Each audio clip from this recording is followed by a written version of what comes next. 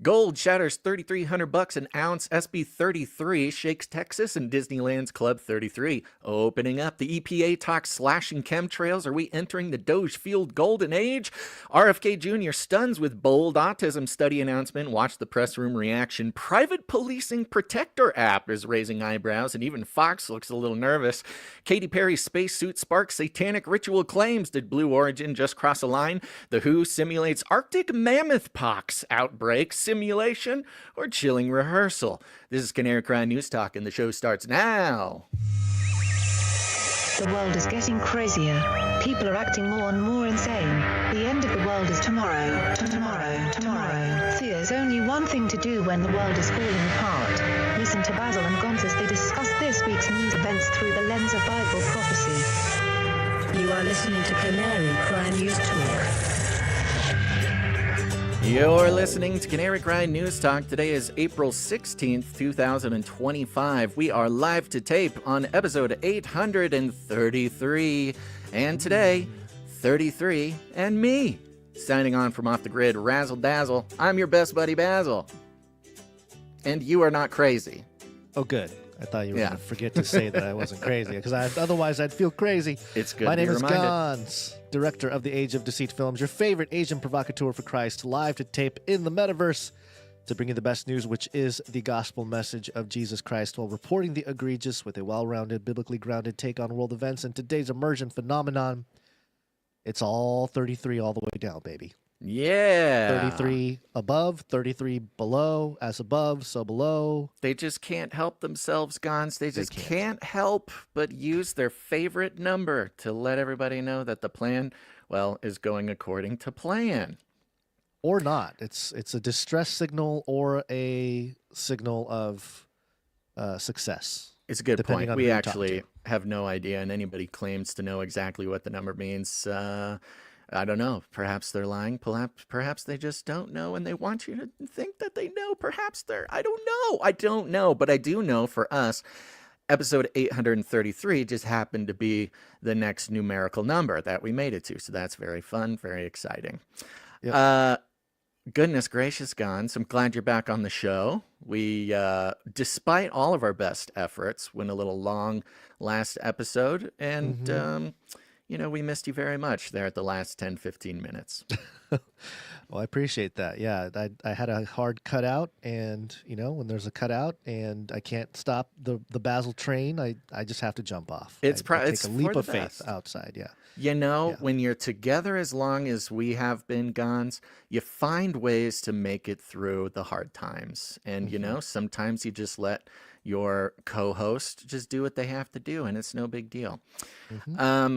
But we're back to the news here, folks. Things have continued to progress. As I put into the newsletter announcing this episode, if you're not on the newsletter, you should get on the newsletter, okay? Go to canarycry.party. Up at the top, you'll see a button. Get on the newsletter. Very important to do that for so many reasons. I mean, of course, you get a bunch of special stuff. I write a little fun little thing for you a couple times a week just to let you know that we're getting started.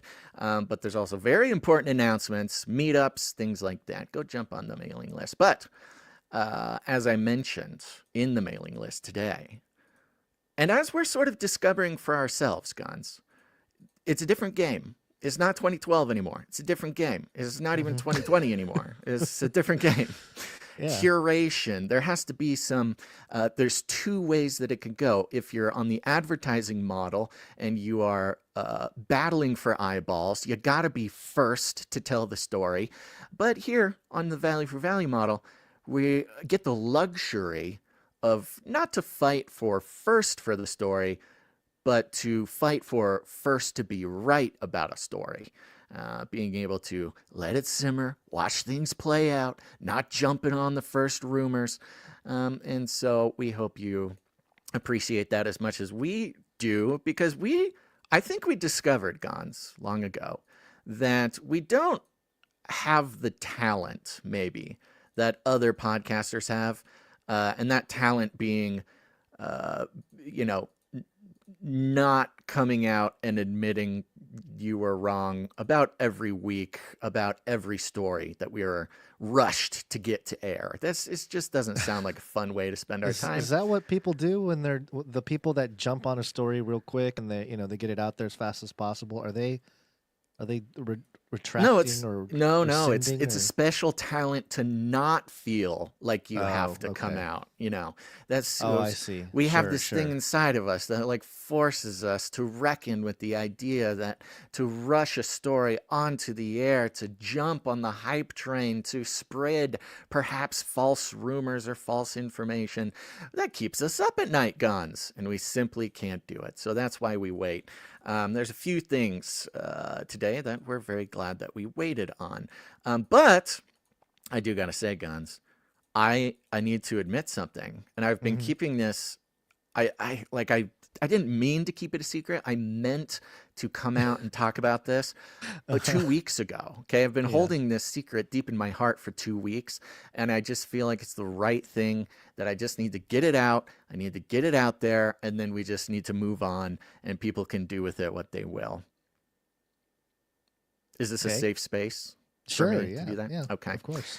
Well, this last It's weekend. only me and you. Nobody else is It's listening. just you and me, baby. It's just you and me. This last weekend, I actually took my second mixed martial arts class. Ooh. Yes, it's finally happened. I'm The bug descending. has bit you. I'm descending into the void that is MMA class. And Well, so, especially this week, one thing I hadn't considered, there's a lot of great things about it, having fun. I don't know. There's not so much instruction going on right now as much as just like show up and look around and try to do what everybody else is doing and not look like an idiot. And especially being in a class with people who have been doing it for a year, it's very difficult to not look like an idiot, but I'm using it as an opportunity for character building and humility fostering. But one thing I didn't think about ahead of time was just how many times that you get fully choked out per lesson. I thought this is something maybe you build up to this, but it's just like day one, they throw you right in there, you start getting choked out. Some sparring partners maybe a little bit more considerate than others, but I've noticed this past couple weeks, I don't have a tickle in my throat. What I have is some sort of swelling from trauma from getting choked out multiple times a week. So if you hear me doing a little cough, like clearing my throat, that's just me trying to breathe past, I don't know, some sort of inflammation or whatever. But I hear I'll get used to it, and that'll be great. I will say, after now taking 2 classes of sort of simulated, not so simulated fights, I'm really glad that my first serious fight is not out in the wild, because you pretty immediately realize, every guy likes to think that he can hold himself in a fight if one showed up.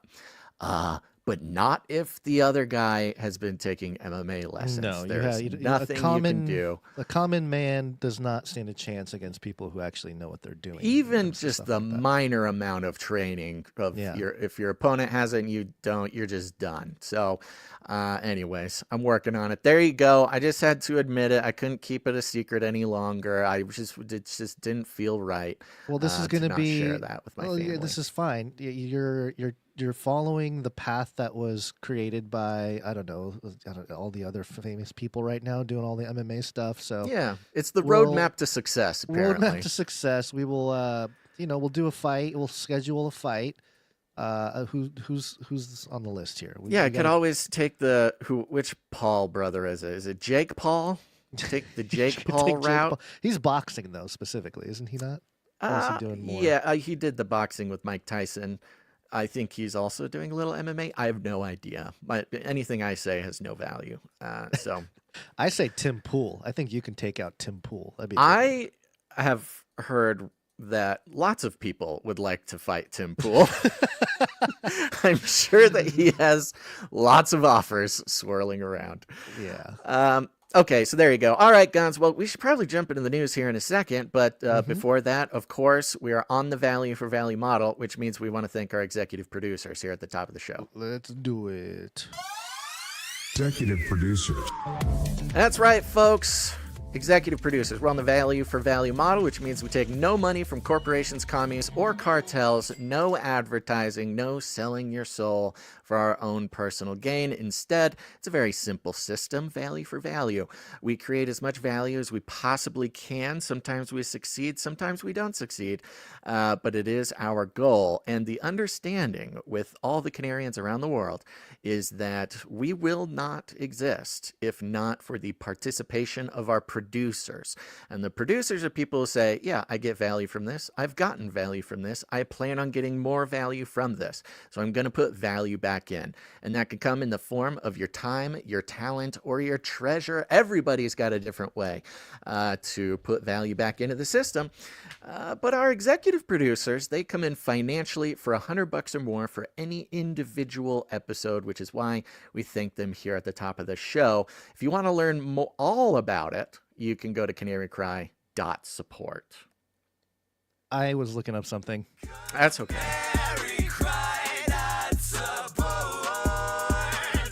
It is very Bow, bow. interesting. I'll share it once we're done thanking some executive producers here. But Okay, yeah, this great. This is just coming across my desk right now, and it's breaking right now. Everyone's Is it talking about news? Is it news right now? It kind of is. I mean, it's Okay. not like news, but it is strange. It is. Okay. It's right up our alley, I would say. Well, stick So, around, yeah. folks. We're going to thank our execs and get into Gon's weird and wacky news breaking live. Well, Well, I want to start out with, of course, the one, the only, the man, the myth, the legend, Sir LX Protocol, V2 Baron of the Berean Protocol. Where'd you find this?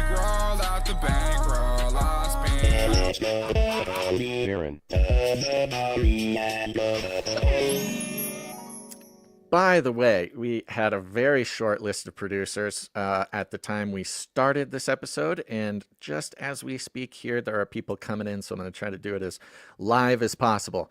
But Sir LX Protocol comes in for $100 and 33 cents. on 833. On 833, he is on a 384 episode streak in total and a 37 episode executive producer streak. Incredible. Amazing. We also had an amazing executive producer come in. As of last month, a newly minted Knight of the Canary Cry Roundtable of Knights and Dames. He insta-knighted last month, and he's back with an executive producership. That is Sir Dustin the Talented. Hey, Where'd you find this? thank you very Whee! much, Sir Dustin. Now, I had to go back and remind myself here, because Sir Dustin, he insta-knighted last month, and he came in, he sent a message basically saying he's been listening for 10 years, and you helped me become just that 1% better. God bless you so much. So much, guys. Well, thank you very much, Sir Dustin. And he had made a commitment to executive produce on a monthly basis. I had totally forgotten about that until this time, and he did it. He came in. So good job on, he set a goal for himself. He considers producing the show a way for him to better use his resources and his time and his talent. And I just want to give him a big shout out for following through with something like that. Of course, on a level that helps the show, helps you and I, helps the rest of the producers. But, following through with these sort of commitments on a regular basis also builds all sorts of wonderful qualities in a person. So big shout out to you, Sir Dustin the Talented. Came in with a very generous executive producership, a nice round number, which is a great time to remind anybody considering producing the show. If you come in with a nice round number, that's you saying, I'd prefer we don't disclose the amount on the air. And we always sort of lean towards anonymity in every opportunity we get. But if you don't mind us disclosing the amount on the air, you put something like Sir Alex Protocol. He puts 33 cents at the end, 77 cents, 1, 2, 3, 4. Have some fun with that number. That's you telling us that you don't mind us disclosing it. So thank you very much one last time, executive producer Sir Dustin the Talented. Thank you very much, Sir Dustin. Appreciate you. And Very, very much. thanks for coming in. Now, we did just now get an executive producership. Just wanting to double, triple check this note to make sure that it is to be disclosed. Yes, I think so. Okay. Well, we got another executive producership just coming in right in the nick of time. This is coming from executive producer Julie G. Where'd you find this? Julie G, thank you. And especially to be known as Jules. Thank you, executive Jules. producer Jules. Okay, That's my bad. Jules. And executive producer Jules comes in with a whopping $777 executive producership. Oh my goodness. Incredible. Shoo, hallelujah. And Thank you Jules very much. Jules comes in and says, "Hey guys, I sent over a producership using the Stripe option. You guys have it. It didn't give me an option to leave a note. You did the right thing, Jules. Email us if you don't get the opportunity to leave a note, folks. I personally needed to take a step away from actually listening to news talk in order to focus more deeply on my walk with Yeshua. But still, I fully support what you guys are doing and want to make sure you guys can keep at it. God bless you both, smiley face." Well, executive producer Jules, thank you so, so much. And again, fully encourage anybody for their own sanity or spiritual health. If they need to step away from the news, they need to step away from this show, whatever, fully encourage that. And in this case, to have executive producer Jules have to step away, spend some time focusing on Jesus, but also executive produce the show at the same time is really incredible. It gives me the warm and fuzzies. Executive producer Jules, thank you so much. Thank you, producer Jules. It's amazing. Appreciate you. And yeah, I mean, I think people need breaks from this type of worldly news, and yeah, to refocus on Fully Jesus encouraged. is Fully very encouraged. Yeah. Yes, not as I've something been we discourage here.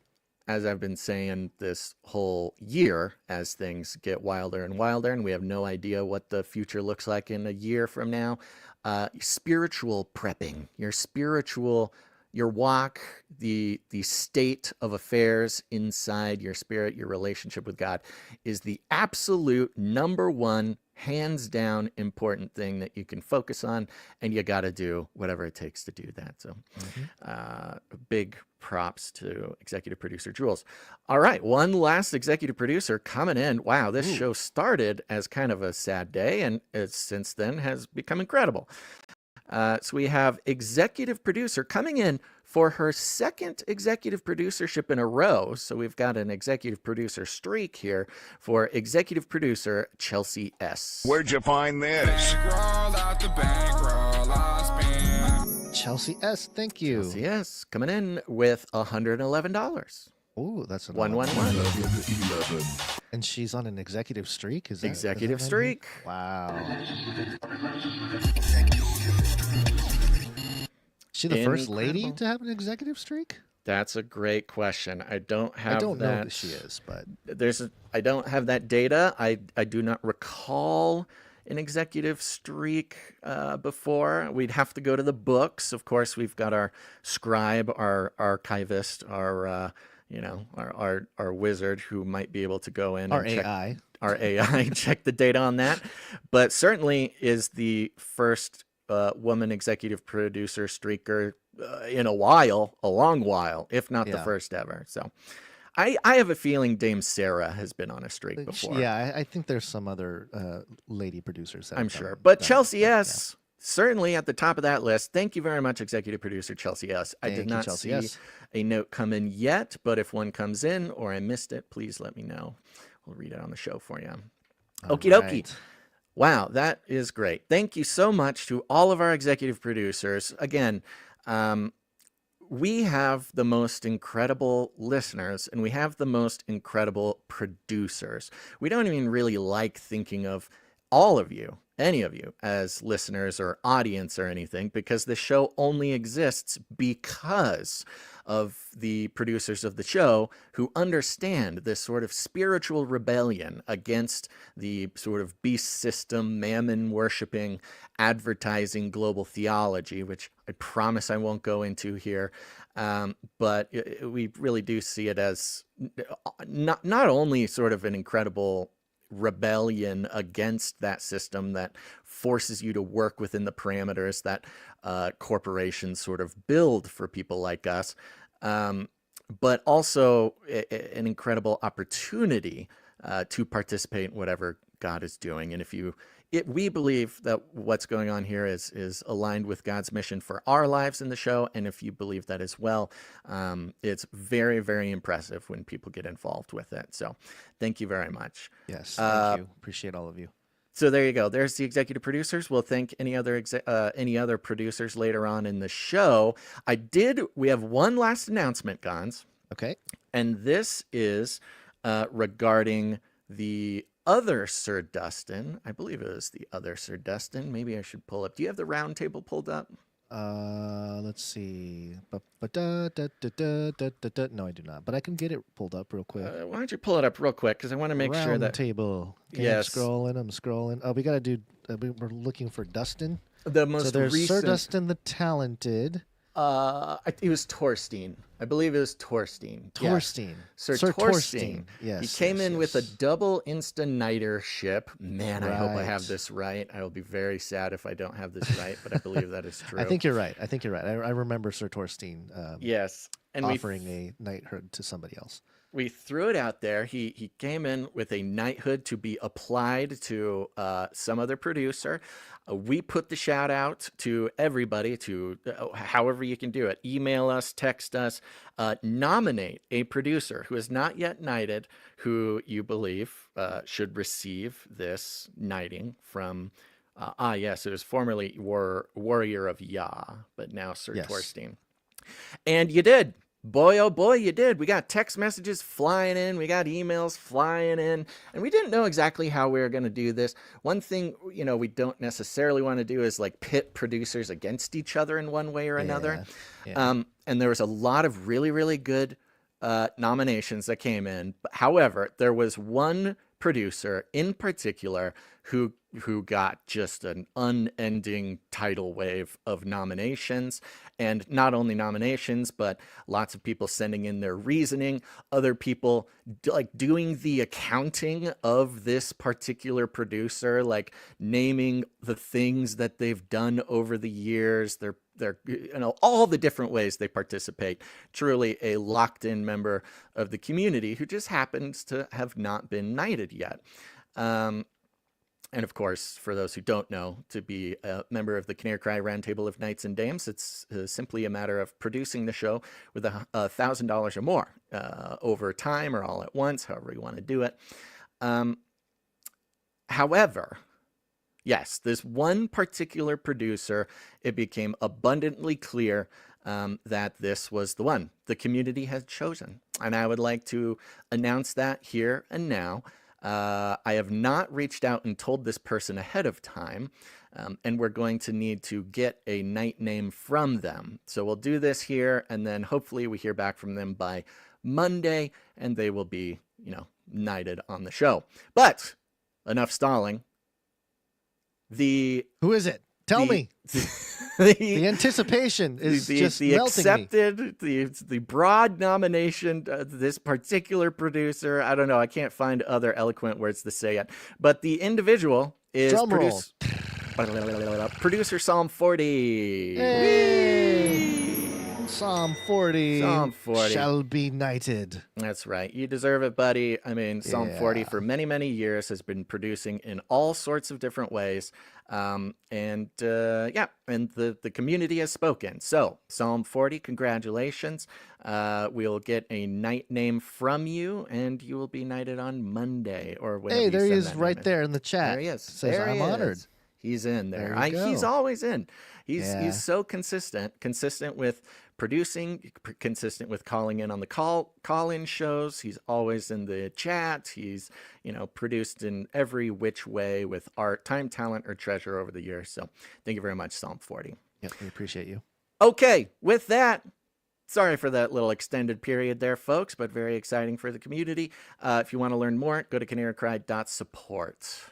That is what to do.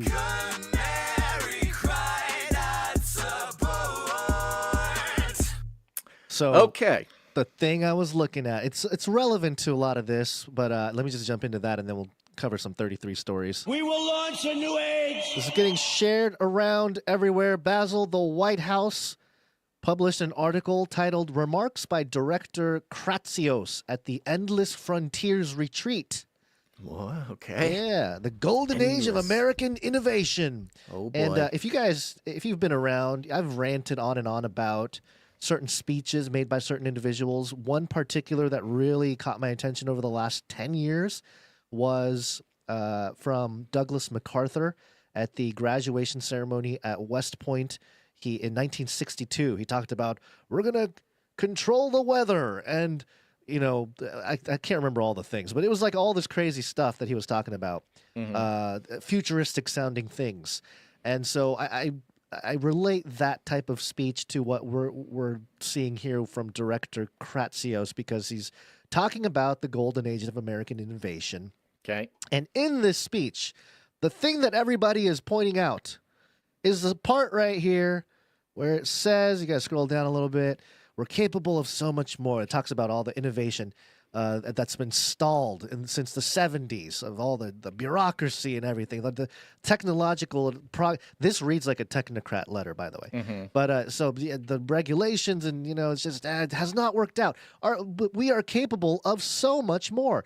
Our technologies permit us to manipulate time and space. Oh, great. They Wonderful. They leave distance annihilated, cause things to grow, and improve productivity. By the Now, way, sorry to interrupt, but this is No, go ahead. this is on the White House website, right? Yes, I'm reading right from there we go. whitehouse.gov. From the White House website. All right. White House website. They made a time machine. Is that what we're being told? Our technologies permit us to manipulate time and space. Now, is he being tongue-in-cheek, or is he saying we have technologies that manipulate time and space? I don't know, but people are freaking out about it. And so there you go. Whether in AI, quantum, biotech, or next-generation semiconductors, in partnership with the private sector, public-private partnerships, and academia, it is the duty of government to enable scientists to create new theories and empower engineers to put them into practice. It's the duty of government, by the way. Prizes, advanced market commitments, and other novel funding mechanisms like fast and flexible grants can multiply the impact of government-funded research. So it's all about, more hanky-panky between the government and private corporations. But somebody's got a time machine, apparently. Someone has made the technology to manipulate time and space. And, it's just that's why we're having this situation, the tariffs, all that stuff. It's Xi or Trump is going to access this. But I don't see a whole lot of books written, 150 years ago about Xi from China. So maybe there's something circulating in China that's like, the equivalent of The Last President, or, Baron Trump's Adventures into Inner Earth, or whatever that book is called. So anyway, just a little fun thing that people are freaking out about right now, manipulate time and space. Politically very interesting too, because of course Doge and Trump and Elon are getting a bunch of guff for cutting scientific research. The specific researches, I don't know, I don't have a list, but people are like, oh, cancer research is gone, this is gone, this is gone. And so politically sending out this message of like, hey, don't worry, we still have time travel machines, or we're putting the research towards free energy or whatever, Right. This is, Right. I mean, it's a little bit part of the UFO disclosure stuff too, like manipulating time and space. That's full on UFO disclosure. It is. And, we are in this interesting time of, I'll say, revelation, not the book of Revelation per se, although of course there's overlap. There was another document that I found, a CIA declassified document. Some people may know about it, but it's a letter. It's a FOIA request that was denied this was approved for release in December of 2023 by the Central Intelligence Agency, dated February 13th, 2019. And they basically say, they received the request for this FOIA request. Specifically, your request is for records pertaining to giants or Nephilim. Your request was assigned to the reference number above. Please use this number, blah, blah, blah. And it says here, the FOIA, FOIA, the Freedom of Information Act, provides for access to agency records. The records you requested do not constitute agency records subject to the FOIA. Therefore, we must decline to process this request. Now, normally, if there's no documents on something, they'll say there are no records of the topics you requested. Right. That's not what they say. They say the records you asked for they're not considered agency records. That's subject to Freedom of Information Act. Therefore, we must reject it, which means or suggests or implies that there are documents, government documents pertaining to giants or Nephilim that just, not under the CIA, not subject to the Freedom of Information Act. So, which is fun little nuggets. Which is in line about what we know with UFO recovery programs. Yes. Specifically, whistleblowers have, said for many years, this is well known, but has been confirmed lately with a lot of not only current and former government workers, but it's pretty known now. This is an accepted piece of the disclosure that the government doesn't actually do the recovery when something is heard, when there's something to be recovered or there's some sort of whatever government involvement. They use private companies, they use Lockheed Martin, or they use someone else to actually somebody go that has a in. time machine, apparently, according to the White House. These private companies. Keeps as much off, specifically to keep it out of reach of FOIA, to keep it out of reach of FOIA, so that they can keep all their secrets, their dirty little secrets, thanks to corporations. Well, that's very fun and interesting. Goodness gracious. Fun. Good times. Something quick to mention. Thought about bringing it to the show. Didn't bring it to the show yet. But since you mentioned China and Xi and everything going on, it's a new thing online where the manufacturers in China, the actual individual factories, are coming out, and there's dozens and dozens and dozens. This is obviously supported by the CP. This is part of the trade war going on. They're coming out on social media and saying, hi, we're the factory that makes Louis Vuitton bags, or hi, we're the factory that makes iPhones. Hi, we're the factory that makes Nikes. Don't buy from them. We'll just make it for you. We'll just make you the exact bag, the exact thing. I don't know, these Birkin bags, they're like $35,000 a piece. And the factories are like, oh, we make them. Did you know we make them? Did you know everything's made in China? Did you know?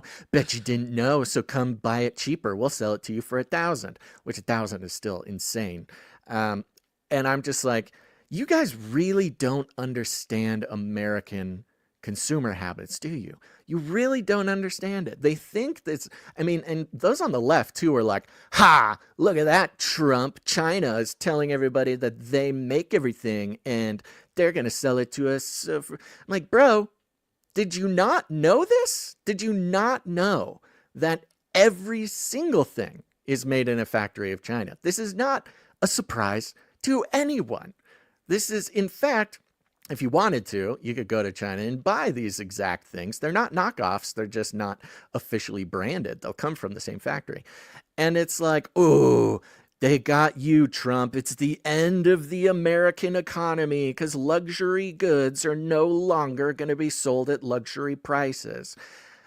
Well, I don't know if they fully, spiritually comprehend just how broken the American sort of consumer mindset is, because if it didn't cost $35,000, they don't want it. The point is the Yeah, money. I When know. it comes to luxury goods, it's not about getting it for cheap. It's It's not about the about money. Yeah, exactly. it's about the status. It's about the it's the flex. You know, you Yeah. walk into a Louis V, you grab a few things. It's the flex. You're showing that you can afford it, and yeah, it's And not for about me, the price. Yeah. and for me, and I think for a lot of people, okay, maybe China does destroy the luxury goods market because, I mean, everybody already knows it's made in China, but let's just say that suddenly nobody buys a Louis Vuitton bag again. Oh no. Oh no, you mean Trump is exposing the deep wound, the cold hard grasp of the tentacles of mammon who are infiltrating the spirits of man to think that they need high price luxury goods to prove themselves in this broken economy of widening economic insecurity and inequality. Oh no, please. Like, hello. Thank you. Please destroy the luxury goods market. It's nothing but spiritually healthy for Americans to kind of get away from that mindset. So again, in a similar way that like Marina Abramovich says that Donald Trump is a powerful chaos magician who is exposing the problems with everything, I think there's something very similar going on here. Through Trump's trade war, if it fully like deconstructs and demolishes the strange satanic obsession with luxury goods, and that doesn't happen anymore, thank God. Hello, that was a sickness that needed to be cured. And with China doing what they're doing, I think this is exactly, we need a little bit of sunlight, a little bit of air on that wound, and I'm totally in support of it. Just, I meant to bring some videos, but I didn't. But you can see, I'm sure everybody's seeing it all over the place. And with that, the demolishing, deconstructing of the spiritual prison of mammon that's been built around our entire economy, it is episode 833, Gons, and 33 is in the news. It is. 33 is the number of completion of the great work. The first temple of Solomon stood for 33 years. David ruled for 33 years in Jerusalem. The Masonic order divided into 33 symbolic degrees. There are 33 segments in the human spinal column. Jesus was crucified in the 33rd year of his life. Yep. You know, there's always 33 in the headlines, but there's a few interesting ones.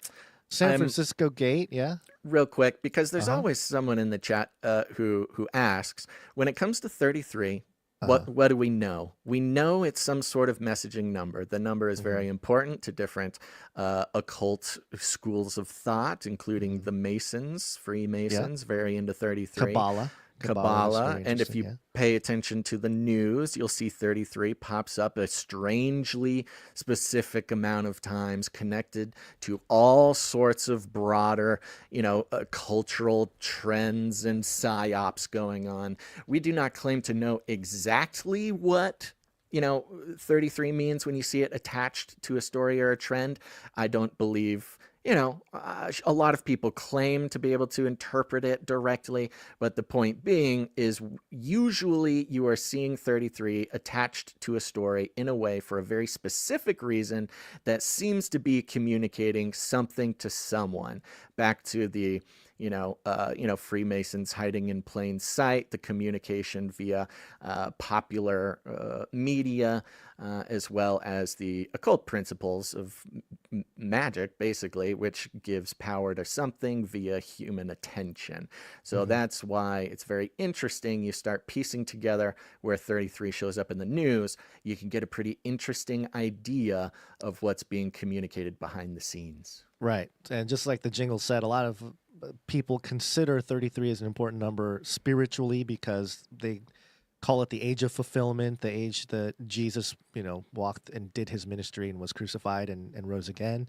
And there's a whole bunch of stuff. There's this one I didn't know. Noah, the 33rd time the name Noah is mentioned, this is according to some scholars. The number 33 has some covenant significance because it's Genesis 9:17 when God makes a covenant with Noah. So, stuff like that. I'm sure there's lots of little things in there, but there's not anything explicit in the Bible that really points to the precise number 33. You know, you gotta piece it together like the thing I just mentioned, like the 33rd time Noah's mentioned in Genesis or something like that. So, you know, we don't put too much power or significance into it per se. All we do is recognize it, we point it out, and it's been kind of a fun little way to talk about all these things as well. So, and it always is connected to, you know, some big thing going on. Yeah. Something always going on. All right, San Francisco Gate, 1 dead, 33 hikers rescued near Lake Mead in Arizona amid extreme heat. So 1 sacrificed for Climate the 33, change. for the 33 to be saved. Ah, yes. But more specifically, this is Reuters here. Gold zooms past $3,300 an ounce as investors seek shelter from tariff war. Yay. I mean, what a great way to signal between one another in the world elite. You know, gold being the most precious commodity, a store of value, and then the price of gold in dollars going to $3,300. I believe silver, it was close to or hit $33 an ounce as well, which is, you know, it's not surprising, but there you go. You know, we don't have to dig into it too much here. It's just one of these things. The gold is pumping, the tariffs makes sense. 33 in all of that. And then and where's our live stream from Fort Knox, Elon? I know, yeah. Where'd all the gold go that was Where being is shipped the out of gold? London earlier this year? You know, there's a lot of Yeah. hullabaloo in the gold market, some very interesting, I don't know, omissions about where all the gold actually went. Yeah, and all the talk about selling gold to buy Bitcoin. I mean, if you're selling, they better do it before the price of gold might go down. Well, actually, we talked about this. Will it go up or will it go down if there's no gold in the vaults? It very rarely goes down significantly. I Oh, you mean specifically Fort Knox? I believe If Fort Knox is empty, then gold would skyrocket, right? I think so. Yeah. Yeah, okay, Yeah, so because that's there's good for- unaccounted for, you know, thousands of tons of gold. Right. So unaccounted for. let's expose that and then use the gold I don't know, certificates to buy Bitcoin, because there's not going to be enough gold to actually Fill the fulfill certificate. fill those IOUs. So Yeah. okay, so there's that. There's also, this is coming from itgov.texas.gov. Yeah, interesting thing here. It's Lieutenant Governor of Texas Dan Patrick. Lieutenant Governor Dan Patrick's statement on the passage of Senate Bill 33, Whoa. stopping taxpayer-funded abortion travel. So there you go, SB 33 in Texas, making its way. I think it passed, actually. So yeah, no more abortion or taxpayer-funded abortion travel. Well, the travel is the interesting thing. I didn't read too much into it. I don't know how much you looked into it, but you know, this abortion travel thing is a big sort of lefty trigger point psyop thing where they're convinced that, yeah, okay, maybe abortion is banned in one state, but if a woman wants to travel to another state to get an abortion, that she'll be arrested and jailed. I imagine this is a next step in what is being misrepresented by the left here, which is not, and you tell me if I'm wrong here, maybe we can look into it, but that the travel costs that it would take to go out of state can't be refunded by Medicaid or something like that. I don't remember. I didn't get into the specifics either, but as far as I understand, yes, there's no, yeah, you can't, like it says, taxpayer can't fund people who are traveling out of Texas to get an abortion, basically. So if you're a citizen of Texas, you can not accept. Cities have done everything in their power to skirt state law, including paying for out-of-state travel for abortions on demand outside of Texas. This is unacceptable. The Senate's passage of SB 33 draws a line in the sand, prohibiting these cities from using taxpayer dollars to fund abortion-related travel to circumvent the state law. Yeah, I mean, okay, that makes sense. Yeah, the act of using taxpayer dollars to fund abortions out of state seems like a pretty, I don't know, Kind of reasonable thing to do. I mean, yeah, if you want to, I mean, I don't think anyone should get an abortion, but if people want to do that, then do it on your own dime. Don't rely on government funding for your travel out of state for it. Yeah, Senate Bill 33 prohibits governmental entities from funding any type of abortion service, including travel or other logistics. SB 33 also allows the Attorney General or Texas residents to bring legal action against any party violating or seeking to violate these provisions. All right. Taxpayer money goes to what the taxpayers want. I pay. Yep. Okay, more 33. I think this is the last one here. This is coming from gmtoday.com. How to join Disneyland's Club 33 waiting list. Oh, yay. Yeah, now I've talked about Club 33 a lot over the years. Do you have to sacrifice a goat? Is there a goat sacrifice involved? I don't know. Let me ask Joe Biden. 33. He's just on loop. It says here, the once secret, it's fun. Let me just read it. The once secret Club 33 that Disneyland bills as private, exclusive, mysterious, magical, legendary, and world class is a secret no longer. The one that we've been talking about for a decade, 2 decades. For a decade. And the Anaheim theme park is actively looking for new members who want to join. Oh, maybe I should throw my hat in the ring there and just see if I can get in there.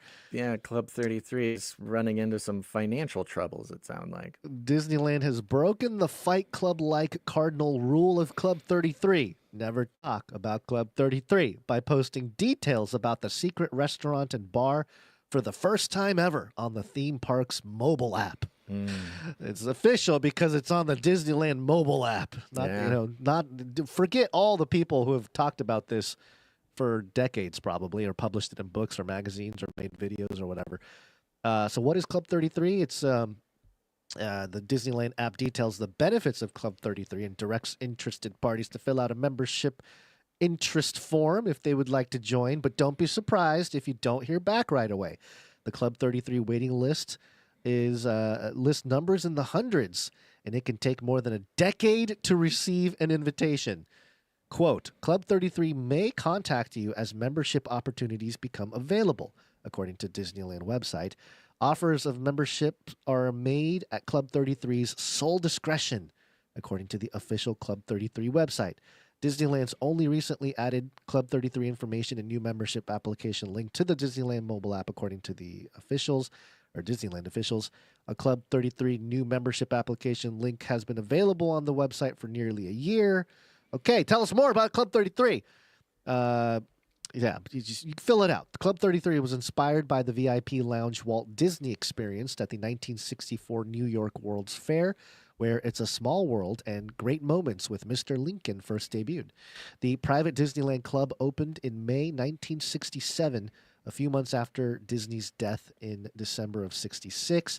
Depending on the membership level, a Club 33 membership can cost between $12,500 and $30,000 a year, after an initiation fee that can range from $25,000 to $100,000 a year, according to Business Insider. Oh, the initiation. That's where they get you. That's where you got to read the fine print, the initiation fee. Yes. Let me give this club $100,000 so they can pour goat blood on me and it's time to be move initiated. me, be a part of the club. Tom Hanks, Christina Aguilera, and Elton John, who not a great collection, not a great crew there, who all have professional Disney connections, are reportedly among the celebrity club members, according to Eater. The Second Story Club takes its numerical name from its New Orleans Square address, 33 Royal Street. Club 33 was famously the only place alcohol was served in Disneyland before Oga's Cantina opened in Star Wars Galaxy's Edge in 2019. New Orleans Square neighbor Blue Bayou began serving alcohol in 2020. Okay, so it was the booze center for Disney. I'm not sure if that's true. I remember booze being available. I mean, I haven't been there since 2019, but all right. Anyways. Well, there you go. Maybe I should apply Anaheim. It's not too far from me. So you can do some boots on the ground reporting. How many podcasters do you think are going to be putting in applications and then showing up and just like walking around asking way too many questions? Maybe they'll ban all podcasters. You can't be a podcaster. Probably. Second-class citizens podcasters. Second-class citizens. So there you go. There's some 33 updates for you. 33 updates are happening every single day. It's not anything unique or new or anything like that, but we did happen to fall into Club 33 news here, which I thought was interesting enough to bring to the show on episode 833, our centennial 33rd episode. The timing is impeccable. Yes. All right, let's move on. We got some things to talk about here. Geoengineering. And this is also, we added Doge to the mix here. Doge. Where's Doge? The greatest capitalist in the history of the United States of America, Elon Musk. Doge. We will launch a new age. All right, so this is an ex-post made by Lee Zeldin, who is the 17th administrator of the Environmental Protection Agency, EPA, proudly serving in Donald Trump's cabinet. Of course, the EPA had such a horrible public, I don't know, the amount of people that were pooping on the EPA the last year or so has exponentially increased as the revelation time takes place. Everyone learns about the corruption of our government institutions. Mm-hmm. But Lee Zeldin trying to appease the crowd, maybe? I don't know. He posted this. Make Sunsets is a startup that is geoengineering by injecting sulfur dioxide into the sky and then selling, quote, cooling credits. This company is polluting the air we breathe. I've instructed my team that we need to quickly get to the bottom of this and take immediate action. Yeah, this is, it's so funny. Of course, now we've gone through in the past few years, gone through the transition of chemtrails, geoengineering being a crazy conspiracy theory, to Bill Gates, other political leaders, and just the mainstream media coming out and being like, yeah, of course there's geoengineering, of course there's chemtrails, but it's good. Right. I mean, it follows the cycle.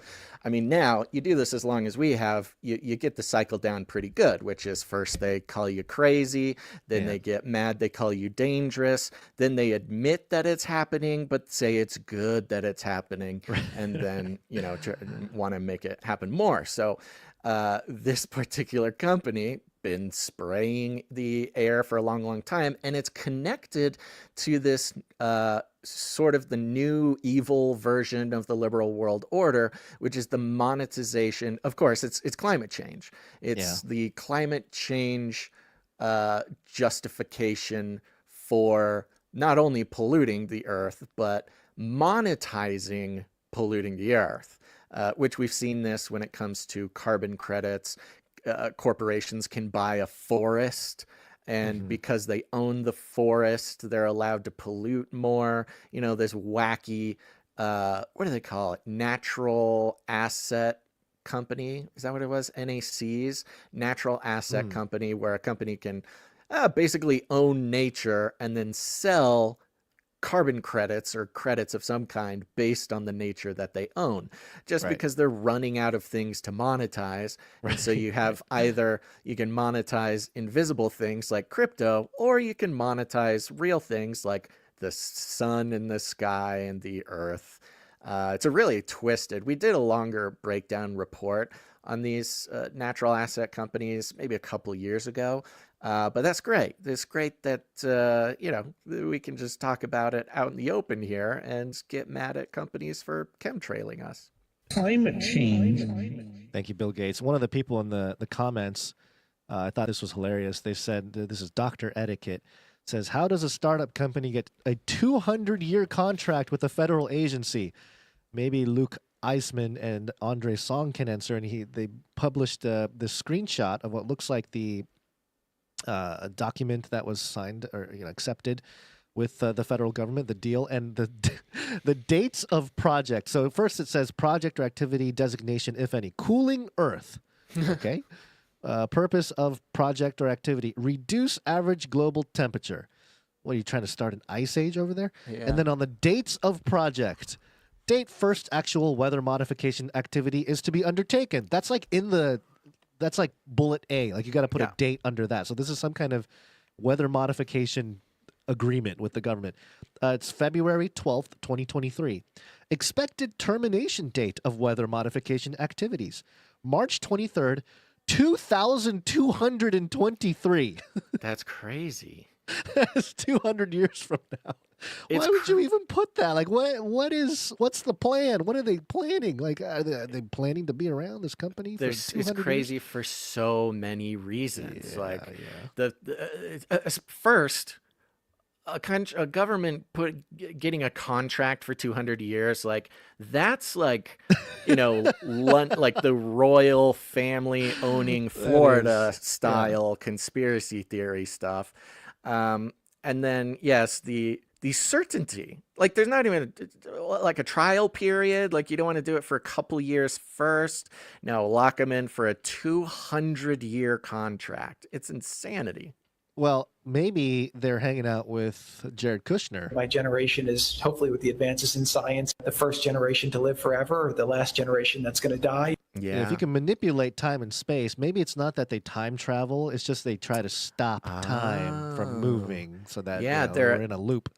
They're actually going into the future and spraying in the future and then coming back. Like the 200 years is just like their range of how far out they can go. There you go. Yeah, the dial opens up to 200 years. Anything more than that, you're starting to you get lost. You fall off out of the wormhole. Yeah.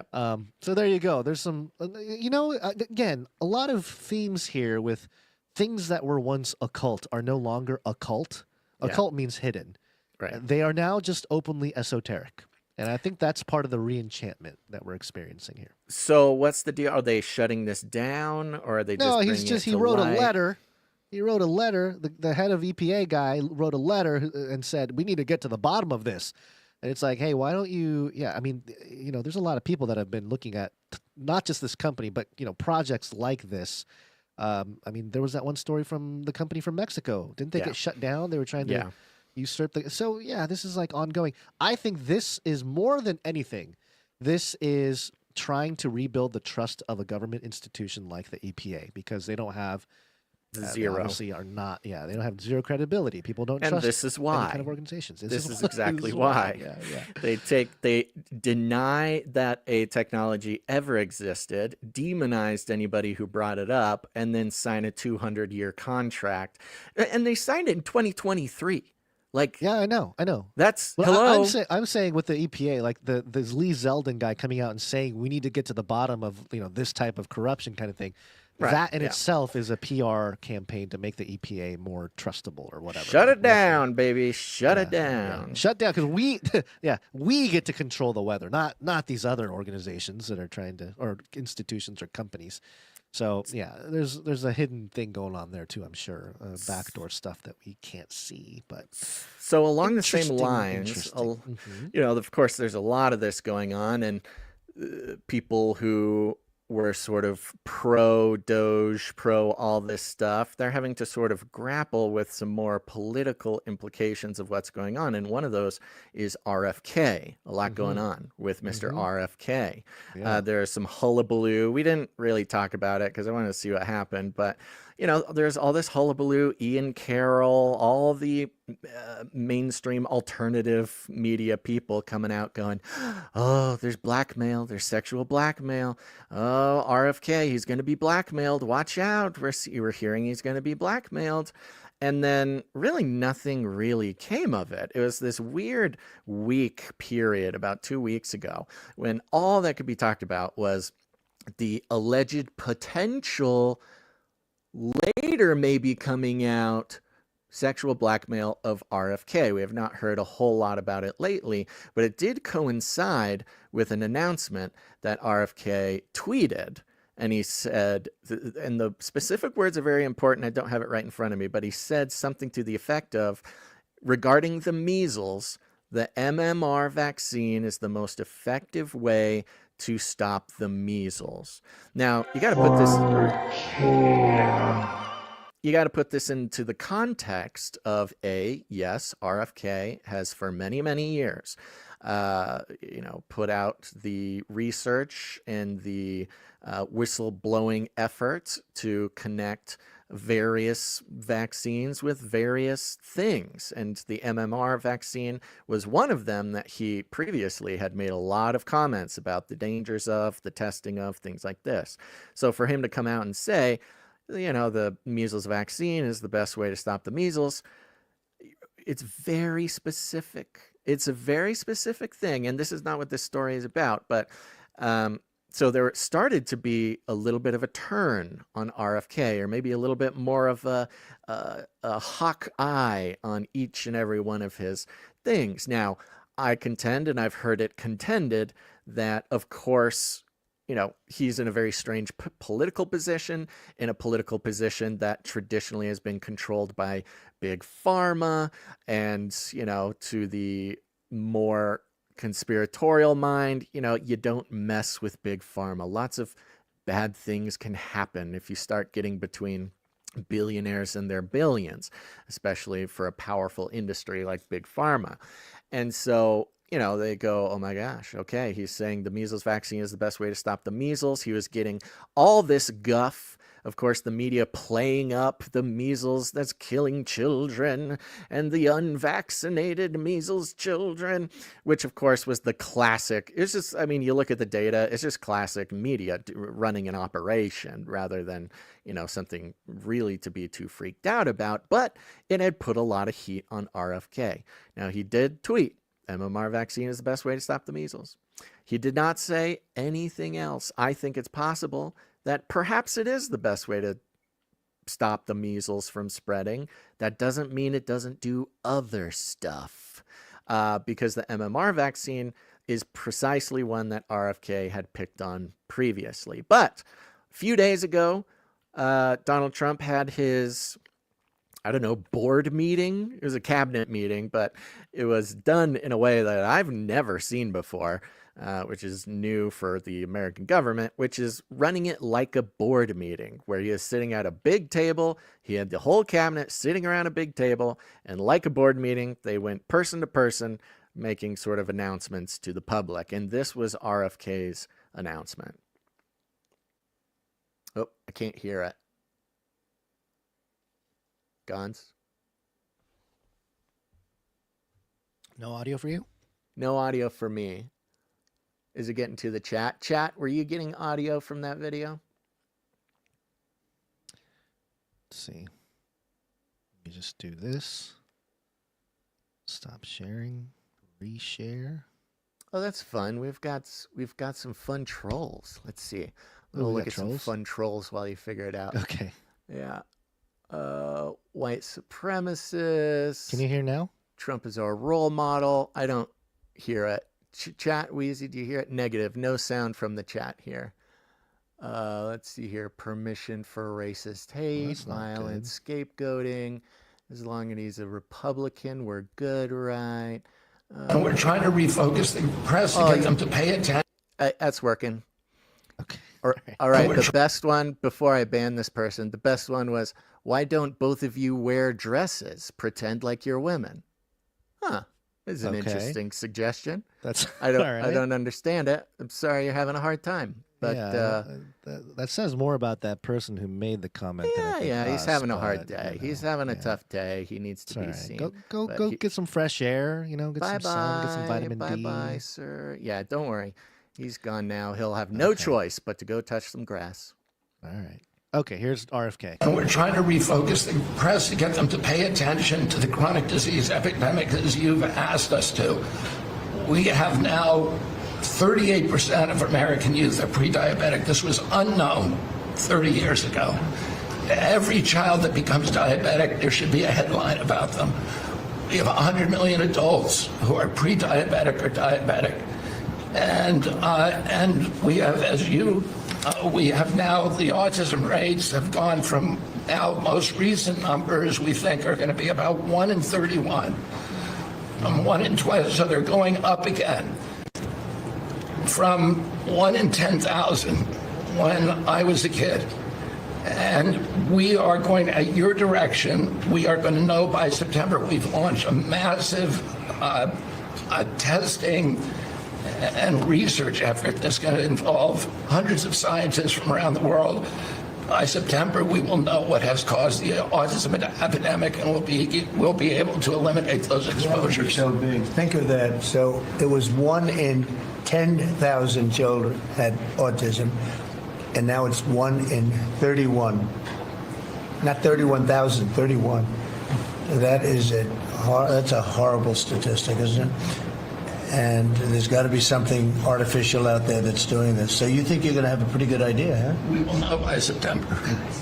Something artificial out there doing it, huh? There will be no bigger news conference than that. So that's it. If you can come up with that answer where you stop taking something, you stop eating something, or maybe it's a shot, but something's causing it. It can't be from 10,000 to. Can you imagine that, Margo? That's a big number. Thank you very much. You're doing great. Thank you, Bobby. And we're trying to. There you go. Okay. I mean, the joke is, okay, yay, RFK Jr. is going to do the studies to find out what we've all known all along. And, you know, Trump just comes out and includes, of course, what a lot of people suspect it to be. But look, he's getting a lot of differing responses from this. The guy, I forget his name, the guy who came up with the idea of Operation Warp Speed that brought Operation Warp Speed to Trump to be approved. He was coming out talking about how dangerous RFK is. He's, oh no, we can't do it. He's insinuating so many things. You can't solve autism. It just kind of happens. Oh, this is really mean. Everybody, you know, talking about how hateful RFK is for wanting to figure out what causes autism. Okay, that's fine. Totally. Dr. Monsef Slaoui, the GlaxoSmithKline guy, or is it a different guy? You know, I don't really remember the name. It's the fella who brags about being the one who basically invented warp speed and brought it to Trump there. So if that's the guy, that's the guy. And, you know, no surprise that the guy who made up the plan to be able to skip long and costly scientific studies to make sure that things are safe isn't so excited about somebody doing the studies to make sure something is safe.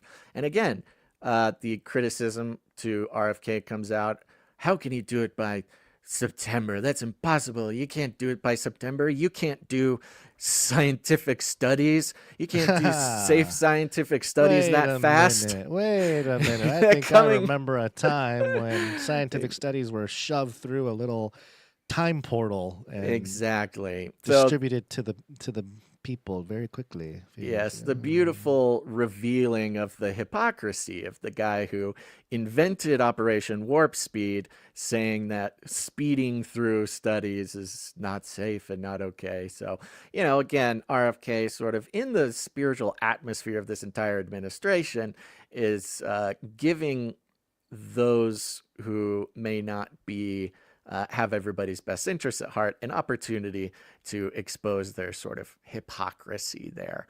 But we'll see. I mean, I don't know. He says he's getting hundreds of scientists involved from around the world. It does beg the question. I mean, and I think this is the point. It begs the question, well, if they can do it this quick and if they find it by September, who knows? Maybe they will, maybe they won't. But if they do, then why was that not done before? I think it's a little dangerous, RFK. I think even more than Trump, I'm a little worried about RFK's safety. He's a little bit more directly in the line of fire, I think, to, you know, some of the things. Now, there was this clip here. This was from this morning, actually. He was making some more comments about autism and the plans that they have. There are many, many other studies that affirm this. And instead of listening to this canard of epidemic denial, all you have to do is start reading a little science, because the answer is very clear. And this is catastrophic for our country. There's a recent study by Basil et al. And a team of other researchers said that the cost of treating autism in this country by 2035, so within 10 years, will be $1 trillion a year. This is added to already astronomical healthcare costs. And then there's an individual injury. These are kids that, this is a preventable disease. We know it's an environmental exposure. It has to be. Genes do not cause epidemics. They can provide a vulnerability. You need an environmental toxin.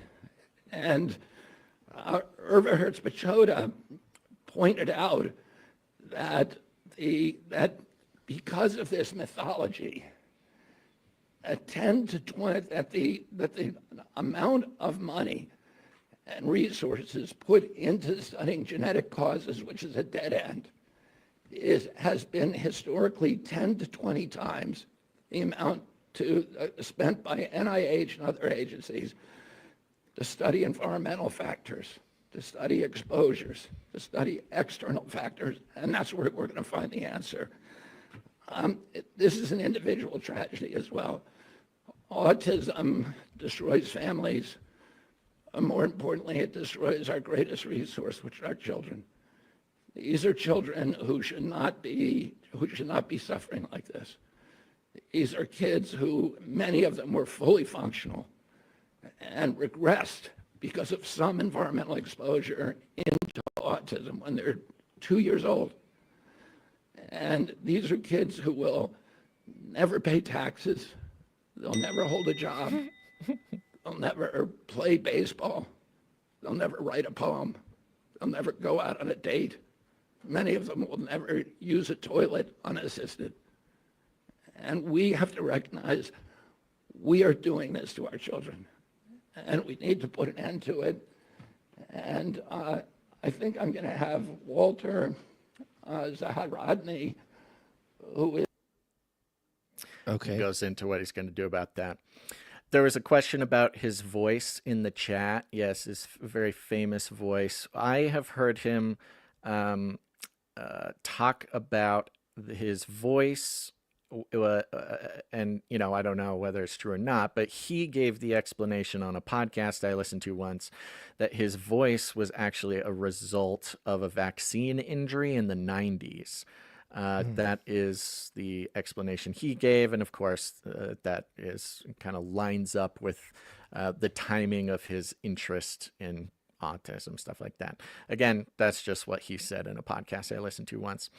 Yeah, and you know, it's interesting. He puts out that point about genetic causes. The whole thing people are mad about with him specifically is he is suggesting that there's environmental causes to autism, and that the majority... It's not exclusively vaccines. Is that what people are mad about? Or so the idea... So billions and billions of dollars has gone into autism research, which is that specifically focus on searching for a genetic cause, assuming that autism is genetic. And so searching the genes, genetic. Where's the genetic? Show us the genetic. And look, I don't even know how many decades we're into autism research, but it's been many decades and they haven't found, you know, specific genetic causes. And so his point here is, well, let's take a second and see if there's environmental causes. Now, specifically, the industry has demonized this idea that it's environmental causes for many reasons, but one of the reasons that the public has locked on, because it's really, the surprising part is the public being like, oh, you're so evil, RFK, for wanting to find environmental causes of autism. Well, because there's been this campaign that to convince parents that if it is environmental, it means that they're partly responsible, something that they've, you know, put into. And I don't think RFK believes that. He's never said that. I don't think that's the thing. But the insinuation, the psyop, is to say, oh, he thinks it's in the environment, so that means it's the parents' fault. What? You blaming the parents for autism? Blah, blah, blah. So it's been very difficult. But yeah, diverting research away from genetic into environmental causes. And he also makes the point that the data is kind of already there. And I think that's why he put the timeline out to September, because his whole career is based on looking at the data that exists already in studies. and it just was a matter of the government or organizations coming in and saying, no, that's racist, don't do that, but now that there's actual some government power behind the ability to say that, it may go faster. $1 trillion, he said, is the healthcare cost for autistic kids. I forget what was it, 10 years or something. You got to remember, that's what you're up against. $1 trillion of profit for the pharmaceutical companies, for the medical industry. So that's the threat. He actually put a number on the threat to the system. Yeah. Well, that's still less than the $1.5 trillion that was wiped from the U.S. stock market today, Basil. Yeah, right. Yeah, so, you can see that there's a lot up for. I did think it was funny, though. These autistic kids, they'll never pay taxes. Never pay taxes. That is the last thing that he should have said. Everything else was fine, but yeah, why the taxes? You gotta be think, a government guy. It was for someone. Like there's someone who needed to hear that. I don't know who. Hey, if that's the compromise, that's fine. Like I'd rather have that than some some terrible thing going on. It seems like a win-win for sure. But there you go. You're talking about a $1 trillion paycheck for the medical industry at stake. You're talking countless numbers of quote-unquote experts, their reputations at stake. I mean, we are on the precipice of some potentially pretty extreme shakeups in not just the world, but the history of humanity. So I would be lying if I didn't say I was getting a little nervous for RFK's safety guns. Well, yeah, I mean, considering the fact that, especially with the vaccine industry specifically, I think is probably, and with health and everything else, but vaccine specifically, I think things can change a lot. Just because we had COVID, it's on people's front of their minds. There's a whole generation that may have some health issues because, there's just all kinds of different possibilities moving forward. And on top of that, the mRNA, or what they're calling now saRNA, type vaccines, it is considered, it may have actually gone through, but RFK is considering allowing fast track studies for the new mRNA bird flu vaccines. It was passed. I thought they were given. Was it passed? Granted. Yeah, I think they were granted some stuff. So yeah. So it continues to move forward. It's just So you have this weird back and forth with him, and that's what I think we're seeing with the tweet about the measles, but also he comes out and does this, but then he fast tracks another vaccine.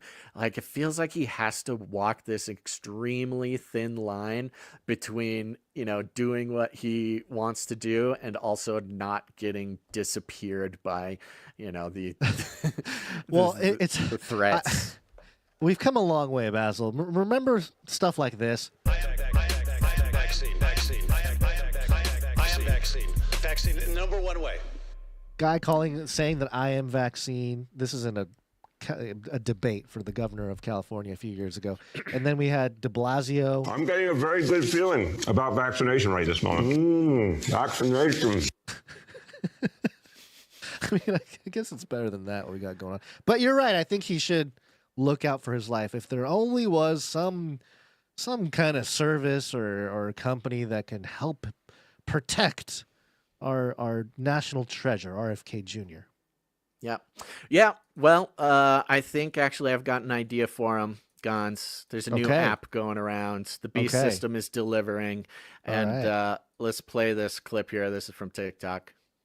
I don't know if anyone else has been getting the videos of the girls who hired bodyguards for New York Fashion Week. Basically, there's this app where you can order a bodyguard just like how you would order an Uber. I was like, okay, first of all, that's kind of genius. Second of all, what is this app? So I found it. The app is called Protector. By the way, this is not an ad. I wish. I was just genuinely really curious, how does this app work? And then also, how much is it to hire a bodyguard? Also, can we just talk about their account, the Protector app? All their videos are the bodyguards introducing themselves. You get to choose who you want your protector to be. Apparently you get to also choose how they dress. When I first saw like the girls' videos, the app wasn't yet downloadable. You had to pre-order it. I guess it was still in beta. Like you don't have to pay for it. You just like press pre-order and then they would notify you when the app was in the app store. So I got a notification today saying that it's available. It's only available in LA and New York right now. So I just pretended like, okay, if I were to book a protector in LA, how much would it be? It says all the protectors are only active duty or retired law enforcement and military. Then the next page, there's the choices of all the different protectors, and there's a video of them explaining again like their background and why they would be a good protector. So I clicked on this first one. Jim looks like he has a very qualified bio, LAPD, US Air Force, Marine. Then you say how many protectees you need. Let's just say just one person, me. How many protectors? Let's go with one because I want to see like what would the cheapest option be. Now here's the part that got me. You get to pick what they wear. This is the pick dress code section. This one is business formal. We have a business casual. There's tactical casual. And then there's operator. I clicked on the first one. Then you put the details of like pickup location, date, pickup time, the duration of protection. The minimum is 5 hours. So I put my alma mater, chose the minimum duration of protection. And then this is what I got. $500, 5 hours, one protector, one car. And then looks like there's also an annual member fee, $129. Look, I don't know how much a regular bodyguard is. So I don't know if this is really, really high, really low, or average. But I will say, the fact that we can order a bodyguard as quickly as we can order an Uber nowadays, it also shows you the price if you were to split it with more people. And then wait, there's more. Apparently the same company has this app in the App Store called Patrol. It's not available yet, but you can like pre-order. It looks like this one is neighborhood security that's done by crowdfunding. So people in your neighborhood can contribute to the fund. And then with the money that your neighborhood has raised, you can unlock different tiers of patrol cars. Talk about bonding with your neighbors. I don't think my neighborhood would ever pay for one, but hey, LA, New York, I don't know. 100K to unlock AI patrol drones, 150K for AI patrol robotics. This is the robot. Okay. It's happening, baby. It's happening. The robots are being deployed in the neighborhoods. You just Private police. The crowdfunding part is interesting too because it is sort of a decentralized, more decentralized way to have private security in a location, a neighborhood, whatever it may be. So that was actually what caught my eye more, was not the Protector app, although the Protector app is awesome. It's called they call it the Uber with guns, where you're basically just Ubering. And the part where you could like tell them what to wear is great. You know, if I fly down to LA and, you know, gonna go visit Ugons, I can have a guy show up in like full SWAT gear at the airport and like stuff me in a what is it, Escalade, and, you know, show up. Make it look like you're getting kidnapped or something. I mean, this is all. It's true that everything is just turning into a show. Like your life, if you order this, you're causing a scene. You're basically a movie. Yeah. I mean, and for $500, I mean, look, I don't have too bad. I don't have an extra $500 laying around, but hey, if I was in a position where I really wanted to make a splash and show up, you know, to a conference with a SWAT team, $500 would be cool. Did the did the Get Protectors TikTok page open up for you? No, it still does not work. It doesn't. I can't look at any. Yeah, it doesn't open up on Chrome for me, but that's a treat. We put the link in the show notes for you guys. Their TikTok presence is a bunch of bios of their employees. So you can see, you know, each and every one of their 360 camera view swirling around the guy. Yeah, kind of. It's like the guy. Maybe I could send you one here. Let me pick the most viewed one. Let's see. I'll pick the one that's the most viewed. This guy has 500. Oops. Jim. Okay. Let's check out Jim. Let me throw this over to you. I will link it. I'll link it to the Protector app title we had there. Sorry, folks. Okay. You got to see Jim, though. Jim.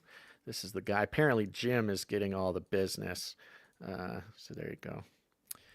Hopefully it pulls up. But yeah, their TikTok like they don't have a presence, like they're not posting, but they have each one of their guys kind of presented here in a little bio, so you can choose the guy you want to show up and take you from the airport. Okay, let's hear from Jim. I'm Jim. I'm a protector. I spent a life of service. I did 27 years with the Los Angeles Police Department, and prior to that, 2 years as a correctional officer with the Federal Bureau of Prisons. In terms of my military career, I did 12 years with the United States Marine Corps in the Scout Sniper Platoon with a combat deployment to Iraq in 2003, and I finished out my military career as a mission intelligence coordinator for the United States Air Force in the RPA community, drones, Reapers, and Predators.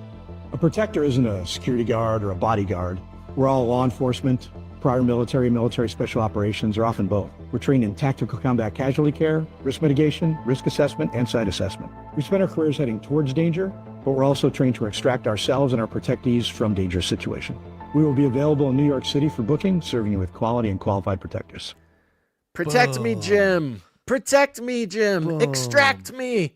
Get me out of here, Jim. Let's go. So, pretty hardcore guys. I mean, Jim, come on, buddy. Get me up at the airport. Don't be late. At this point, you can order an app of protectors, and then maybe you can order. There's like an app where you can order some kind of terrorist activity. And you can just, you know what I mean? Like you can totally create a situation, a whole staged event. Yeah, it'll be like a rich people sort of twisted fantasy. They get to that's what I would do. Get themselves kidnapped with the hostage app. They come and take you, and then you use Protector, and Jim comes and saves you. Sir Darren out of the Hungry Panda says, can you change their firearms attachments too? I literally think you can. I think you can. That would be come in with the bazooka. It's an extra $1,000. That what was it? Patrol app, though, that's something else, because we've talked about the movement to private security. This was a big conversation during the defund the police movement.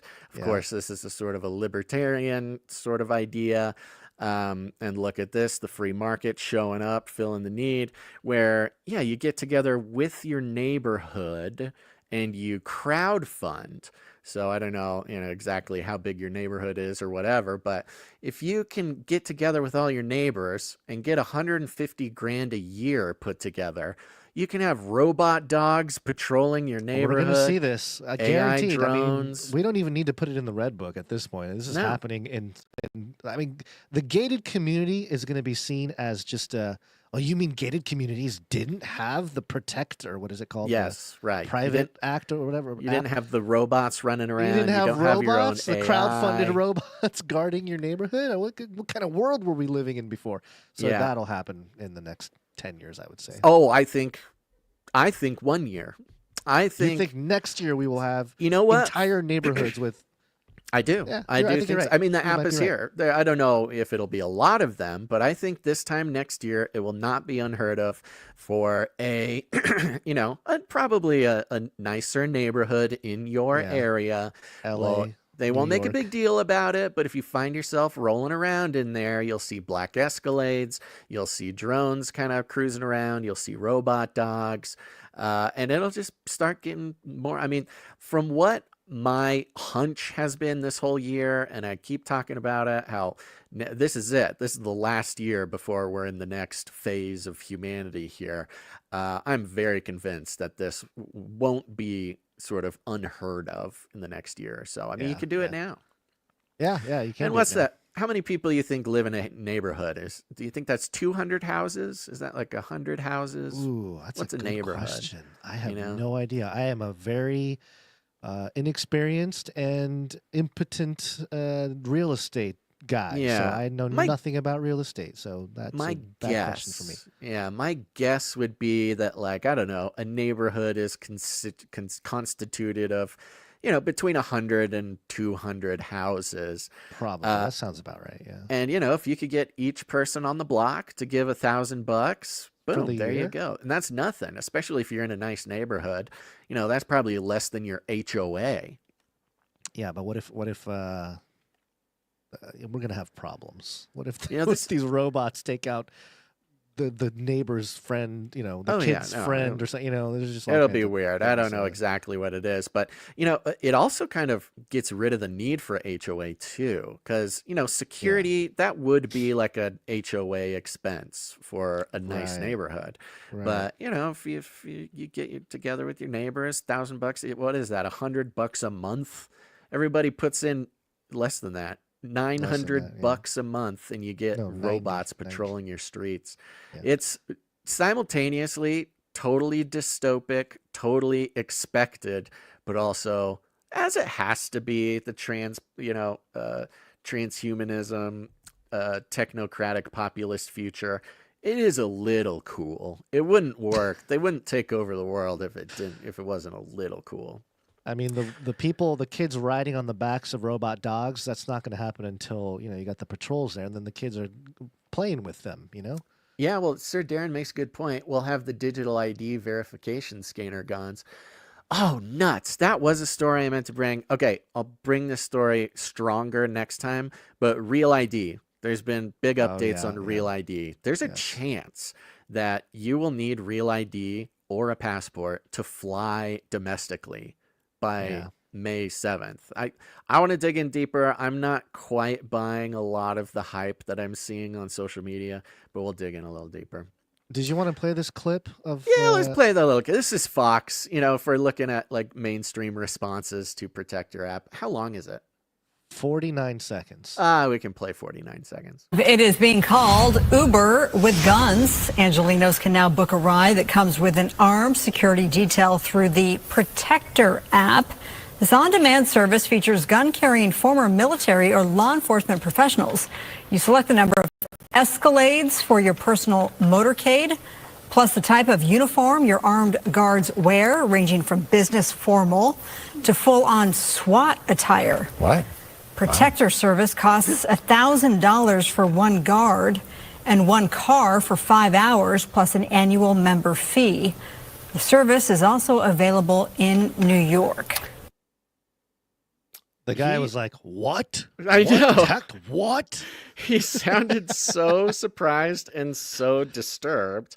And that's why I'm kind of like, bro, you got to listen to Canary Cry. You saw this coming a mile away. Yeah. Cool. So that's what I got. We got more stories here coming up. How are we doing? Okay. We're doing okay. Let's take a second. I want to give a big, huge shout out and a congratulations because we are mere days gone from Easter, and Easter is officially the due date for little baby Bella. The new Canary coming out, dropping on Easter. That's quite the egg hunt right there. I'm just saying, stalling a little bit so I can pull up this text message from little baby Bella's parents. I need a better system for this. Here we go. This is coming in from, who is this? Cool Runnings Mon. Yeah, is it Cool Runnings Mon? Yeah. So. See, this is the thing with the text message alert system is I don't have. It's Send Jess and Cool Runnings Mon, is it? Yes. Not? Okay. Yeah. I believe so. Yes. They sent a cute little picture of a Basil's Bunker sticker on their calendar that has baby Bella's birthday coming on Easter. So God bless you guys. This will be the last episode before baby Bella hits the shelves. So congratulations. It's the shelves. I like that. I like all the fun terminology. And while I'm at it, I want to give a big shout out to everybody who has joined the Canary Cry text message alert system. That's right. Do it, folks. We're going to disappear. You're going to get unsubscribed. You're not going to get notifications. And so this is just the world we're in. You need a more direct connection with shows and communities that you want to be connected with. So if you text the word Canary to 877-740-3226, again, that's just Canary, no punctuation, to 877-740-3226. We don't take any data. I don't have your name. I don't have nothing. But you'll start receiving text messages when we go live, so you never miss a show. But the shout out to everybody who joined the Canary Cry text message alert system. All you got to do is text the word Canary to 877-740-3226. And you can send us messages whenever you want. That's right. You can send us messages. I read them all. Yes, even the mean ones. And sometimes I read them on the show here. Keep an ear out for your, what is it called? Why does that phrase keep getting erased from my brain? The area code. Listen to the area codes. You'll be surprised at how many Canarians are in your area. 717 says, can't wait to get home and see the show. Sorry, I'm missing the live stream. Prayers that it reaches everyone who needs to hear the truth today. Thank you, 717. 859 says, loving the clips on YouTube. Very shareable. Thank you very much. Yes. Ran an experiment. Yes. That was a good one. Putting some clips, mainly of the Beyond the Verse, onto YouTube, and I have been very surprised at how many people have seen them. I ran into my own clip of me talking, but I didn't realize it was me for the first 10 seconds. It was the strangest experience because I wasn't watching my phone. Yeah. And I turned on some short on YouTube and it went to the next short. And then it was the clip from Beyond the Verse. And I was like, oh, this is interesting. The arc of the, what is he talking about? And look, and it's me. It's me Came talking. out of I was like, nowhere. wow, I don't know if that's good or bad that I didn't even recognize my own voice. I totally get it. Sometimes if I'm listening to podcasts, just like one of our podcasts will come on next just on my phone. Yeah. And I'm surprised how long I'll listen to it before I even realize what's going on. Oh yeah, that's us. There we are right there. 406 Monica says, thank you to all the executive producers who are so faithful to the CCR ministry. God bless you all. Have a great show. Thank you very much, Monica. Good message. God bless the execs. Oh, by the way, executive producer Chelsea S. sent a text message. Yes, Chelsea S. It says, Chelsea S. here. My son says hi to the horse electrolyte guy. Hey. The 5 kiddos love listening with me. Thank you. Oh, well, shout out to executive producer Chelsea S. and all the kids. Thanks for listening. The minis. 860 says, love listening to you live at work, but I enjoy the video feed better from the comfort of my home. Praise the Lord. Yes, indeed. Just a couple more here just for fun. Let's see here. Okay. Jeremy Stone of the By Their Fruits podcast resent this and said, just in case I didn't see it, says, hey boys, I'll be catching another live today. So glad I signed up for the text message alert. Woo! Thank you. Uh-oh. Basil, you told me to reach out to you sometime. Basil. Oh, did you lose me? What? Hold on. What's going on? I'm still I know, here. I see you. Can you hear me? Yes. Okay, but I can't hear him. Can people hear Basil out there? Chat, let us know. Chat. Let us know if you can hear me or if this is just a Gons problem. Okay, maybe it's just me. My settings. I don't know. I I cannot hear Basil. Just you. Yeah. Okay. Chat. Where are you at? Let's see. Let me check something. Okay. Yes. Rami says they can hear me. So I think it's just still you, see and Gons. hear Basil. Can you still hear and see me? Oh gosh, here we go. It's on my end. Okay. Yeah. All right. Well, I'll come. Oh, there he goes. He's gone. He'll be back. I'm going to keep reading this message here. So back to the message from Jeremy Stone of the By Their Fruits podcast. Says, Basil, you told me to reach out to you sometime. What would be the best way to do so? Email us at canarycryradio@gmail.com is the best place to contact us in a place that is consistent and I can search and you get put on our stuff. The text message list is fun, but is not organized at all. It says, also, in case you missed it or others want to meet up, I have a Facebook, Jeremy Stone. You'll see a black and white picture of me with scripture on it as my profile picture. Love y'all. Keep up the good work. And if anybody wants to meet up in Albuquerque, hit me up on Facebook. Okay, Jeremy Stone on Facebook. Black and white picture. Thank you, Jeremy, from the By the Fruits podcast. Just a couple more here. 614 says, Illuminati overlords are listening. Proceed with your transmission. Thank you very much, Illuminati overlords. We did do that. 864 says, when are you guys going to put video on Spotify? Yeah, that's another deal. So we used to do that more. We had actually a producer who was helping us with that because it's an extra couple steps to get the video on there because we can't stream straight to Spotify. I would be open if that's something that people want to do. The video on Spotify. What would really, really be good is if a producer wanted to take responsibility for that. We could give you access to everything it takes to do that. It's very simple. You're just moving a video from one place to another place. Right now, it's just a little bit too much for Guns to be able to do. Gon says, I have no audio, but kids are also screaming, so I need to address that for a moment. Okay, yeah, no problem. We'll just let Gons make sure the kids don't burn down the house. And I'll just give a couple more shout outs. You know, let's see here. Somebody sent a very critical text message and did the thing of like, you probably won't read this. Doubt you'll read this on the air. You'll never read this on the air. And honestly, I didn't want to read it on the air because you said that, but then I was going to read it on the air, but due to the nature of the text and the length, I mean, it's just very long, but due to the nature of the text, it requires Gons to be here. Gons needs to be here for that.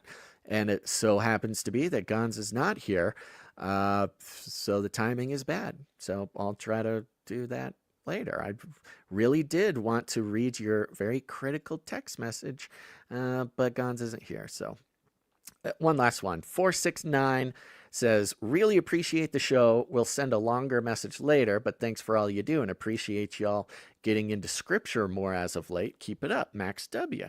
Thank you very much. Max W. And Max W is in Portland, Vancouver area. Possibly could see about organizing a meetup sometime in the future. Not in the next month as I'm working on a project I think you'll like. God bless. Okay. I love projects that I will like, Max. And Portland, Vancouver. That's great. We got Canarians up there for sure. There was a pretty good Oregon meetup a few years ago. I think it was one of the larger meetups. So there you go. You need to do it, folks. Everybody do it. Text the word Canary to 877-740-3226. You'll get on the list. Don't worry. We don't take any information. We don't rent out the list or sell the list or anything. You'll just get a couple texts from me a week, and you can text us back. Say all sorts of stuff. Text Canary to 877-740-3226. Yes, somebody just texted Guns is off screen, just Basil. Yes, thank you. He is having to do something. I'm not exactly sure what he is doing, but he'll be back soon.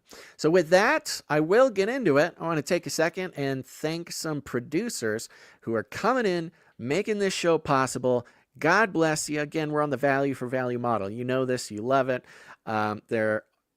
Honestly, as the days go by, almost day by day, there are more and more and more reasons why the Lord has positioned us on the value for value model versus going, the traditional easy access monetization ways. If we get ads on YouTube, take sponsors, we still get offers for sponsors every day. Almost every day we're getting offers for sponsorships, which, obviously I'm assuming are not listeners to the show, which is even worse. Like, that's the thing. If they're just going to email, if they don't know we're value for value, meaning they don't listen, but they're offering to pay us for sponsorship opportunities, like, of course, they're not even Canarians. Like, why would we even consider that? Because it's only serving us. It only serves Gons and us, and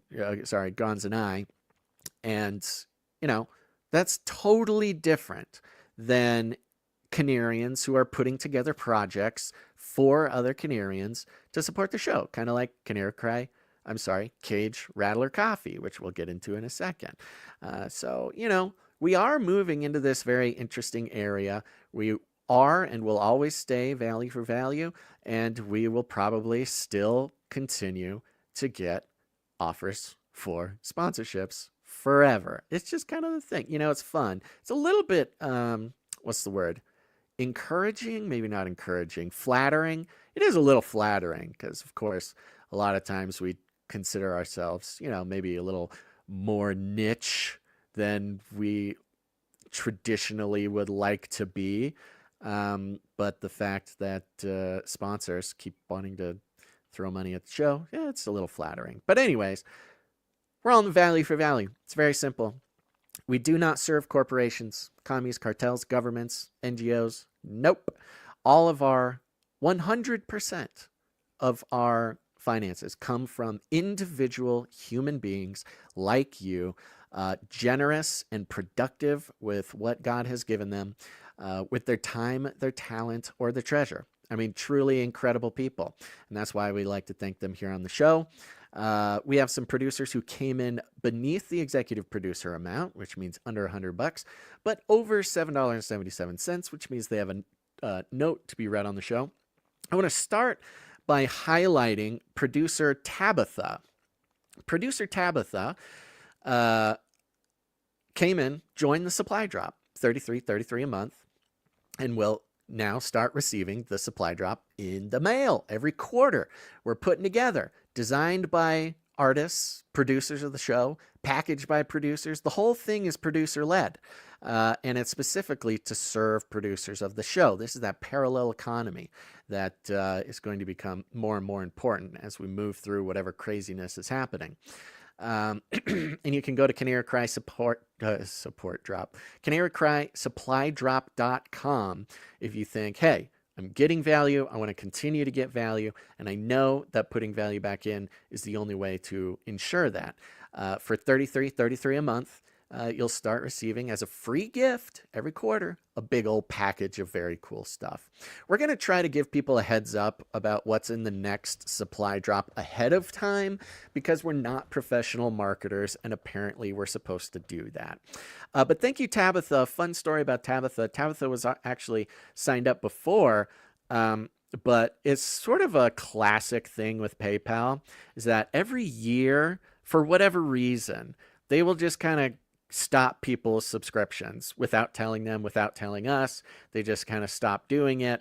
Sometimes they'll give a reason like, oh, your bank said no, or whatever. But a lot of times there's no notice. There's nothing. They don't even give a reason for it. And this is a tough part in every new year is because this happens to a lot of people. They don't know it. You know, their support doesn't come in. They don't receive the supply drop. They don't even notice until 3 months later.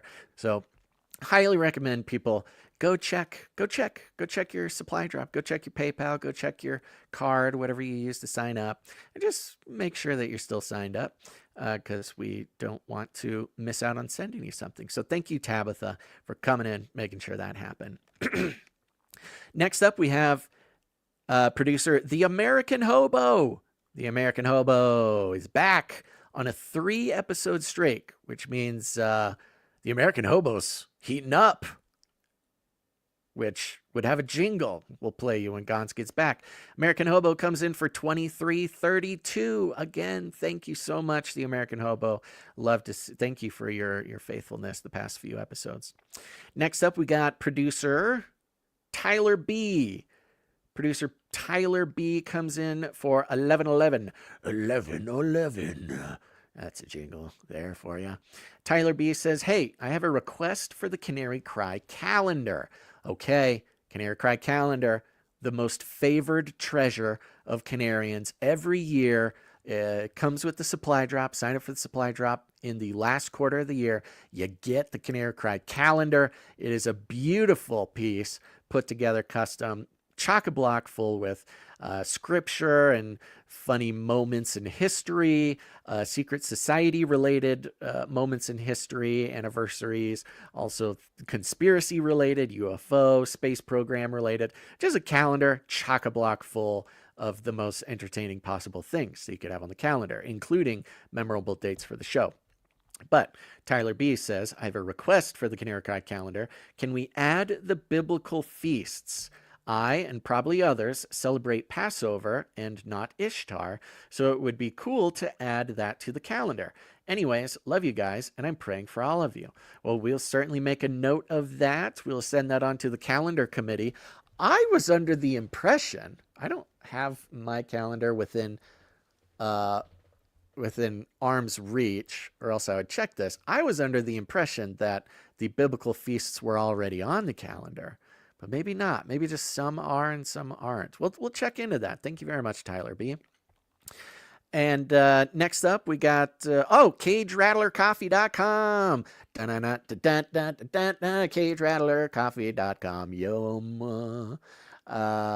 CageRattlerCoffee.com is a producer-led program for the show where they have secured, before tariffs, coffee beans from Nicaragua, Peru, Honduras, other places, Congo.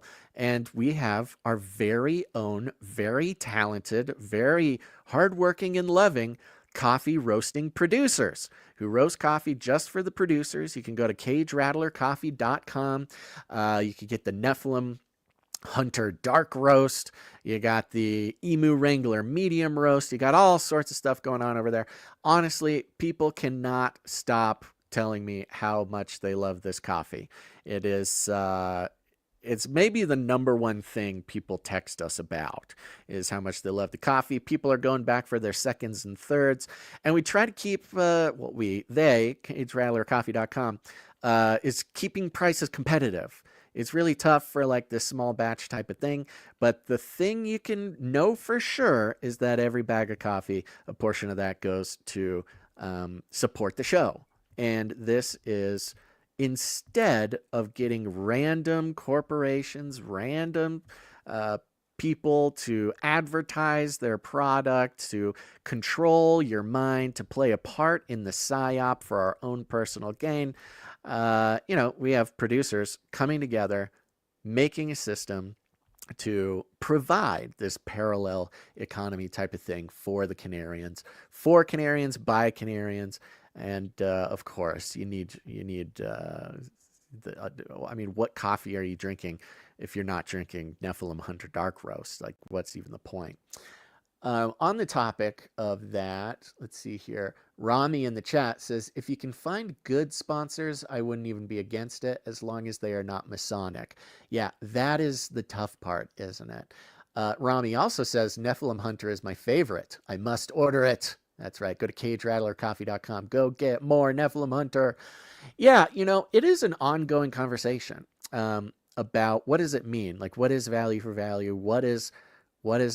I'll tell you this. On its face, number one, if the company does not exist for the benefit of Canarians, we're not interested. If we are looking at an exchange of your attention and your trust in us for money to sell just a product that exists, we're just not interested. I'm not sure there's a way to align that with the value for value model. However, I think CageRattlerCoffee.com is an interesting experiment in that it is only for Canarians, and it is sourced, produced by Canarians, provided to Canarians, specifically with the understanding that it's supporting the show. This parallel economy aspect to it is very interesting to us and is very important, I think, especially as we continue to move in a direction where money is more and more fractious to the community. If somebody wants to sell Chinese doodads, and they want to have us tell you guys to go buy their Chinese doodads, and that's not serving anybody, and it's just kind of trying to make money off of the attention. I'm just not interested in that. We're not interested. But, we are interested in finding more improved ways that align with value for value, that provide stuff to Canarians, to the community. So there you go. We're having some conversations with some people who are interested in figuring out how that works. But it's funny because it is annoying how specifically difficult we tend to make it. But we're just trying our best to make sure that we are as integrous as possible. All right. Let's see here. You know what? We had someone who made a fun song specifically for the Nephilim Hunter Dark Roast that we were going to play right here, but Gons is still gone. So I don't know. We'll see if he pops up. He's popping in and out, but let's see here. Rami in the chat. Oh, there you go. I hear you. Huh. You got the wrong microphone setting, but I still do do not hear Basil. Oh my gosh. Okay. Yeah. I don't know what's going on. I know. Well, why don't you not do that? Hold on. We got to text him. Mic wrong. There you go. In the chat, let me know if you heard Gons there for a second. Rami says, Basil, freeze-dried food for survival equipment, knives, blankets, etc. I would buy quality items to encourage you. I mean, yeah, that's the other option. Folks, we are getting to a position where Gons and I might need to start finding additional ways to support our families. And who knows? I don't know. Maybe if one of us or both of us have to start a company or something to try to fill in the gaps, we can figure that out. And if I had a company, I would certainly not be able to refrain myself from mentioning it on the show. But thank you very much. Oh, and I say that specifically because, I don't know, I've considered perhaps something related to Basil's Bunker, some freeze-dried food, some, maybe a monthly box of supplies that come in every month to kind of slowly grow your preparatory cabinet or something, because it can be expensive buying everything you need all at once. But, like most things in life, it's much more profitable to our lives to make small, consistent moves rather than big, drastic ones. All right, we're still figuring out Gons' thing. Rami does say, yes, we hear him. You heard Gons. That is so weird. Y'all can hear both of us. I can hear him. He just can't hear me. I don't know. All my settings are exactly the same. I don't know. I blame him. We'll see what happens here. But with that, I want to take a second because it is Wednesday. We have people who support the show under the $7.77 mark. Those we don't thank every single episode, but we are keeping their streaks going. People coming in for $2, $3, $4, $5 every episode. They are on major streaks, and so I'm going to thank them right now, starting with, of course, Mrs. Tinfoil Hatman, who is on a 135 episode streak. We have Veronica D, who's on a 473 episode streak. Where'd it go? 3. Oh, we had Aaron B. Aaron B is on now a 14 episode streak. Let's see here. Sir Scott is on a 526 episode streak, and Sir Casey is on a 530 episode streak. Incredible. Thank you so much for that. Now let's see here. Should we see if we can bring Gons back on the show? Let me check my settings. Just make sure that it's not my problem. No. My stuff is all good. Problem is I have to text to him. Yeah, I told him his mic was wrong.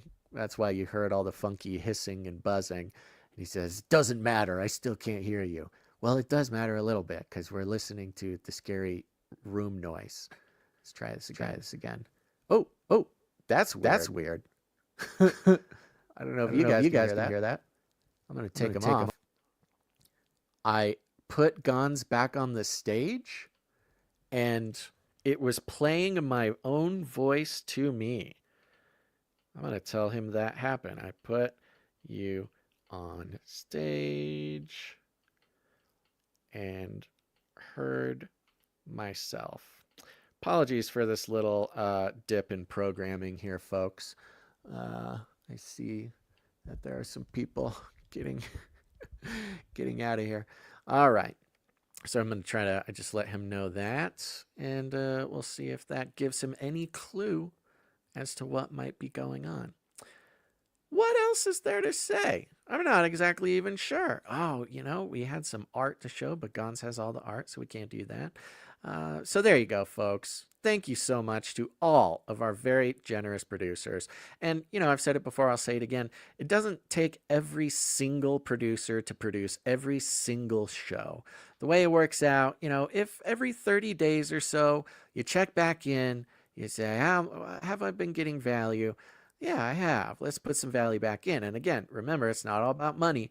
You can come in with your time or your talent as well. We have people who have skills, who work in, jobs that are useful.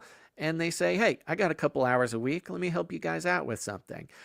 We even have people who don't have necessarily special skills, but there are an innumerable amount of little things that have to be done on the back end, whether we're keeping track of numbers or updating spreadsheets or gathering information or intel. We have people who run the things like the Telegram channel, the Discord channel. There's a whole behind the scenes team doing stuff all the time for this community, and we don't even really know exactly what we need until a producer comes in and says, hey, this is what I know, this is what I can do. Is there a place? And we go, yeah, that's great. And so if you're interested in getting involved that way, of course, you can send us an email at canarycryradio@gmail.com. Or if you go to canarycry.support, you scroll all the way down to the bottom of that page, you'll see a form. You can fill that form out. That just puts you on a spreadsheet and helps us keep track of people reaching out. And of course, your talent. We got musicians. Basically everything you see or hear on this show was created by a producer. 99.9% of all of the front-facing stuff was created by producers just like you. Doesn't matter what your talent is. You could be a graphic designer, a painter, some sort of visual artist, people making sculptures, or maybe you're a musician. You can make jingles, make full songs. This is all contributing to the culture of the show. It's not just about a couple hours every couple days talking about wacky stuff. It's also coming together to build an incredible, unique, and special community that's been going on for about 12, 13 years now. So everybody's got a place, everybody's got a way to get involved, and you should seriously consider it your show. That's what every single one of these producers has done with their time, their talent, or their treasure. They say, this is my show. I'm responsible for it. I'm not going to wait until some corporation comes along and decides what media can survive, what media can't survive, all based on the value that gets brought to the corporation. It's apparently still echoing. Is it still echoing? Or did it just echo for a second? You got to let me know, chat. Yeah, okay. No, I think that was the echo from last time. I'm going to try one more time to check in with Gons. He is not typing to me. He is not doing anything. I'm going to bring him back on stage. We'll see what happens. Check one. It's not echoing. That's a good first step. He is muted. What happens if I unmute him? Nope, I can't unmute him. Well, sure would be cool to know what's going on his side. Unfortunately, we're gonna have to keep going. Gons, give me a sign, buddy. Give me a sign. What do you want me to do? Can you hear me? Oh. Yeah, I got the echo. You have the echo. But I do hear you. Okay. Okay, back into my hole. Okay. Bye. Should I go on to Katy Perry? Okay. Let's do this. You know what I'm going to have to do? I'm going to have to go like this. I'm going to have to present the articles myself. So I'm going to go like this. I'm going to click here. I'm going to click here. I'm going to share this screen right here. Here it is. Share it. I'm going to bring it up like this. I'm going to make sure this works. Looks like it's going to work. Here we go. So, this was actually what I thought to be the least interesting thing that happened. But let's talk about it for a moment because it's starting to build. Clue on Katy Perry's spacesuit. Yes, you heard that right. clue on Katy Perry's spacesuit sparks claims Blue Origin mission was a satanic ritual. Woo! We're doing it, folks. We're doing it. The mission patch, worn by Katy Perry and 5 other women who went to space this week, has sparked bizarre conspiracy theories that the spaceflight was part of a satanic ritual. I don't think you can say it's bizarre anymore. I mean, it's really not. Bizarre is not the right word. And they're reporting on this, obviously, because enough people are under this impression. Enough people have the idea, the inkling, that this could be some sort of satanic ritual, that they are actually writing a story about it. That alone shows that there's enough people who think this, that calling it bizarre, I don't think is even correct. But okay. Blue Origin designed the patch with key symbols representing each of the crew members, but conspiracy theories claim the design is the figure of a demonic figure. Brilliant writing, Daily Mail. The figure is of a demonic figure. Baphomet, often depicted as a goat-headed figure with a human body, is frequently associated with the Church of Satan and other occult and pagan traditions. Quote, did you notice the logo on Katy Perry and her fellow Blue Origin space travelers? Travelers' patch is the satanic goat with an upside-down cross if you flip it over. A user shared on X. Others slammed Blue Origin for mocking God, saying, this isn't science, it's a ritual. I do find it interesting they're not linking these posts. Usually they'll link or embed these posts. They're just taking quotes. Can you hear me? Can you hear yourself? I don't hear myself. Yay. Okay, Yay. I think we're back. I don't know what happened there. I don't know either. Just got thrown into the portal hole into nothingness. And so I had to reboot everything, and then, that always takes a little bit of time.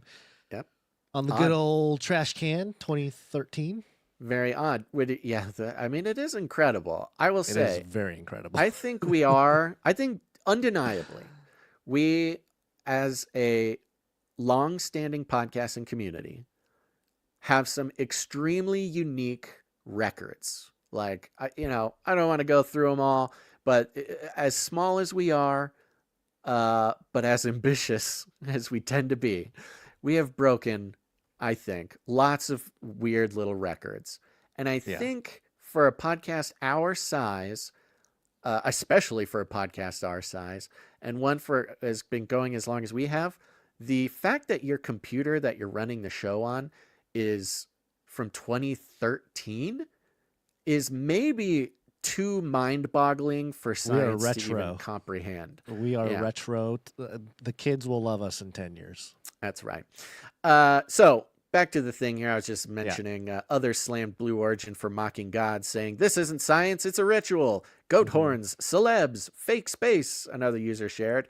They ended the post with the Bible verse 2 Corinthians 11:14 that states Satan himself was transformed into an angel of light.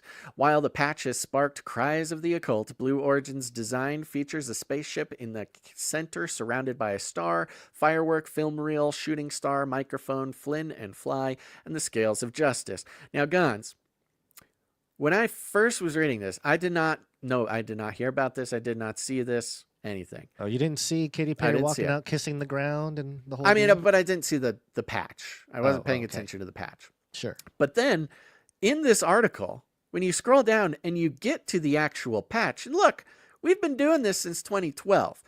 Back when the days of, breaking apart every single tiny bit of symbolism in every logo and every movie and every performance was the bread and butter of our niche, right? And look, honestly, sometimes you got to get a little creative to try to see the things. But you look at this patch, if you go down one more picture, Gons, it is blatantly, obviously, explicitly a representation of the Baphomet head. Maybe the most impressive representation of the Baphomet head I have ever seen, at least in a space-based mission patch. And it's hard to really describe to people who are just listening and not viewing, but I'm sure you can find it if you want. Specifically, oh gosh. Oh, now your side. Now your stuff's falling apart. Yeah. Can you hear me okay? You're fine. Yes. Okay. You sound great. The spaceship depicted does not look like any spaceship involved. It looks like a fake video game spaceship with wings and horns, and you turn it upside down, and it is exactly a Baphomet head. In fact, it is a skull version of the Baphomet head, the spookiest version of a Baphomet head, because you can see down on the nose portion, you see the left and right part of the nose portion are two separate pieces with a gap in the middle. I mean, that is explicitly a skull. Skeleton. Yeah, skull. It's a full-on skeletal thing. And then, you look at the orange wigglies around the side, making up the rest of the shape. It's right on par, I think, even for someone who might be jaded by looking for Baphomet in symbolism. Yeah, they're how a lot of these have streaks that represent like the trail behind the rocket. Yes. In this case, if it's upside down, those streaks look like the horns. Yeah. On the logo there. So that's part of the.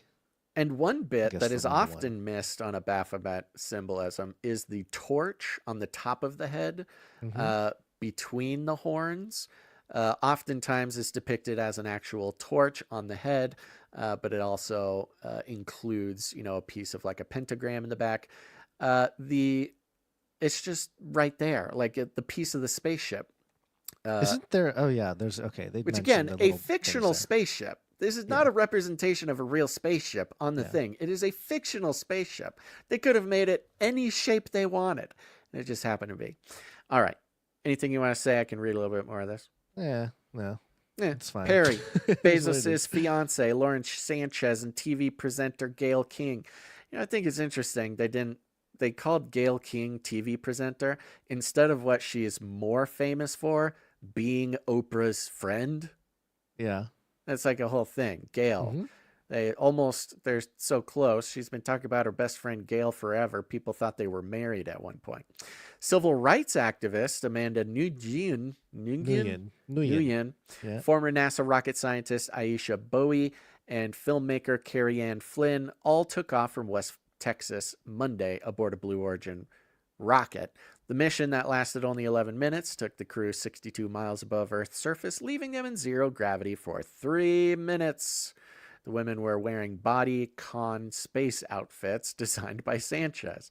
Oh, that's good. I mean, there's a benefit to being... Of course, this is a fashion statement here. Bezos' girlfriend. Yeah, we have Beast Fashion. We've been following Beast Fashion for quite some time, which is the ever-repeating cycle of spacesuits being designed by or promoted as, some sort of fashion achievement, which, in this business, the commercial rocket business, the fashionable outfits is like a big part of it. So, I mean, can you imagine being Bezos's girlfriend for all the reasons that someone might want to have that experience? The billions of dollars, the et cetera. You just at your any whim, any sort of ADHD hyperfixation at any moment can suddenly become, maybe the most important space suit that anybody's ever designed, at least for a moment. Most modeling is kind of acting like a beast, but making it fashion. Beast. But then make it fashion. Here's another user quote here. Again, not embedded, not attributed. Katy Perry going to space was another PSYOP, government-sponsored operation to influence people. Did they add that definition of government-sponsored operation to influence people? I don't know. It's in a hard bracket there. It's in hard brackets. Like the authors of this article were like, nobody knows what a PSYOP is. We got to define this for people. I think that's what it was, which I think shows just how disconnected this author is from reality if they don't think every single human knows what a psyop is now. They are mocking people at this point. 6 women going to space, in air quotes, wearing the Baphomet symbol. One user shared on X. The number 6 is often associated with the devil. Another user claimed that Perry putting her hand over the patch after ringing the bell before the launch was also part of a ritual. Yeah. Well, it explicitly was. Everything is a ritual, so yes. Everything is a ritual. And she's a pop star. This is what she does. Every every concert she does is a ritual. This is nothing new for Katy Perry. Katy Perry swearing her allegiance by placing her hand adoringly and lovingly over her Baphomet logo. They tell you in so many ways who they worship. Yes, and then they got another big picture of Baphomet there. There's the girls. There's the gals.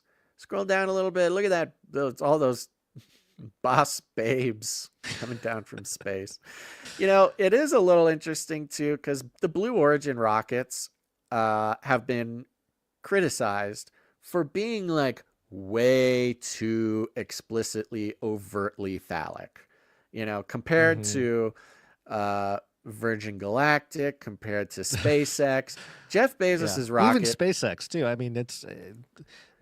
Elon has explicitly made those jokes, but then Jeff Bezos is still Jeff Bezos takes the cake by far because this pod, I'll call it, that pops off and floats down is his own very special edition. Now, what I thought was weird, and I'm not going to try to get into this necessarily, why are they in the desert? What pod, re-entry vehicle doesn't land in the ocean? It seems so much more dangerous. You're right. What a hard landing to land in the desert on the hard rocks. Maybe they got help. I got it reminded me of the song E.T. with Katy Perry. Do you remember this song, Basil? L.A. Marzulli made a big deal about it, and I tend to agree. It was a very popular song, very provocative in the sense of mating with an alien. And part of the lyrics there, you're so hypnotizing. Could you be the devil? Could you be an angel? Your touch magnetizing, feels like I'm floating, leaves my body glowing. They say, be afraid. You're not like the others. Futuristic lover, different DNA. They don't understand you. So, yeah, the girl who wrote those lyrics, allegedly, is the one out there with the ritual. Yeah, it makes absolute sense. And Dark Horse. Dark Horse, the whole video of Dark Horse is an occult sort of goddess worship in ancient Egypt with the jackals and the everybody. You know who else was part of that song E.T. is Kanye West, now known as Ye.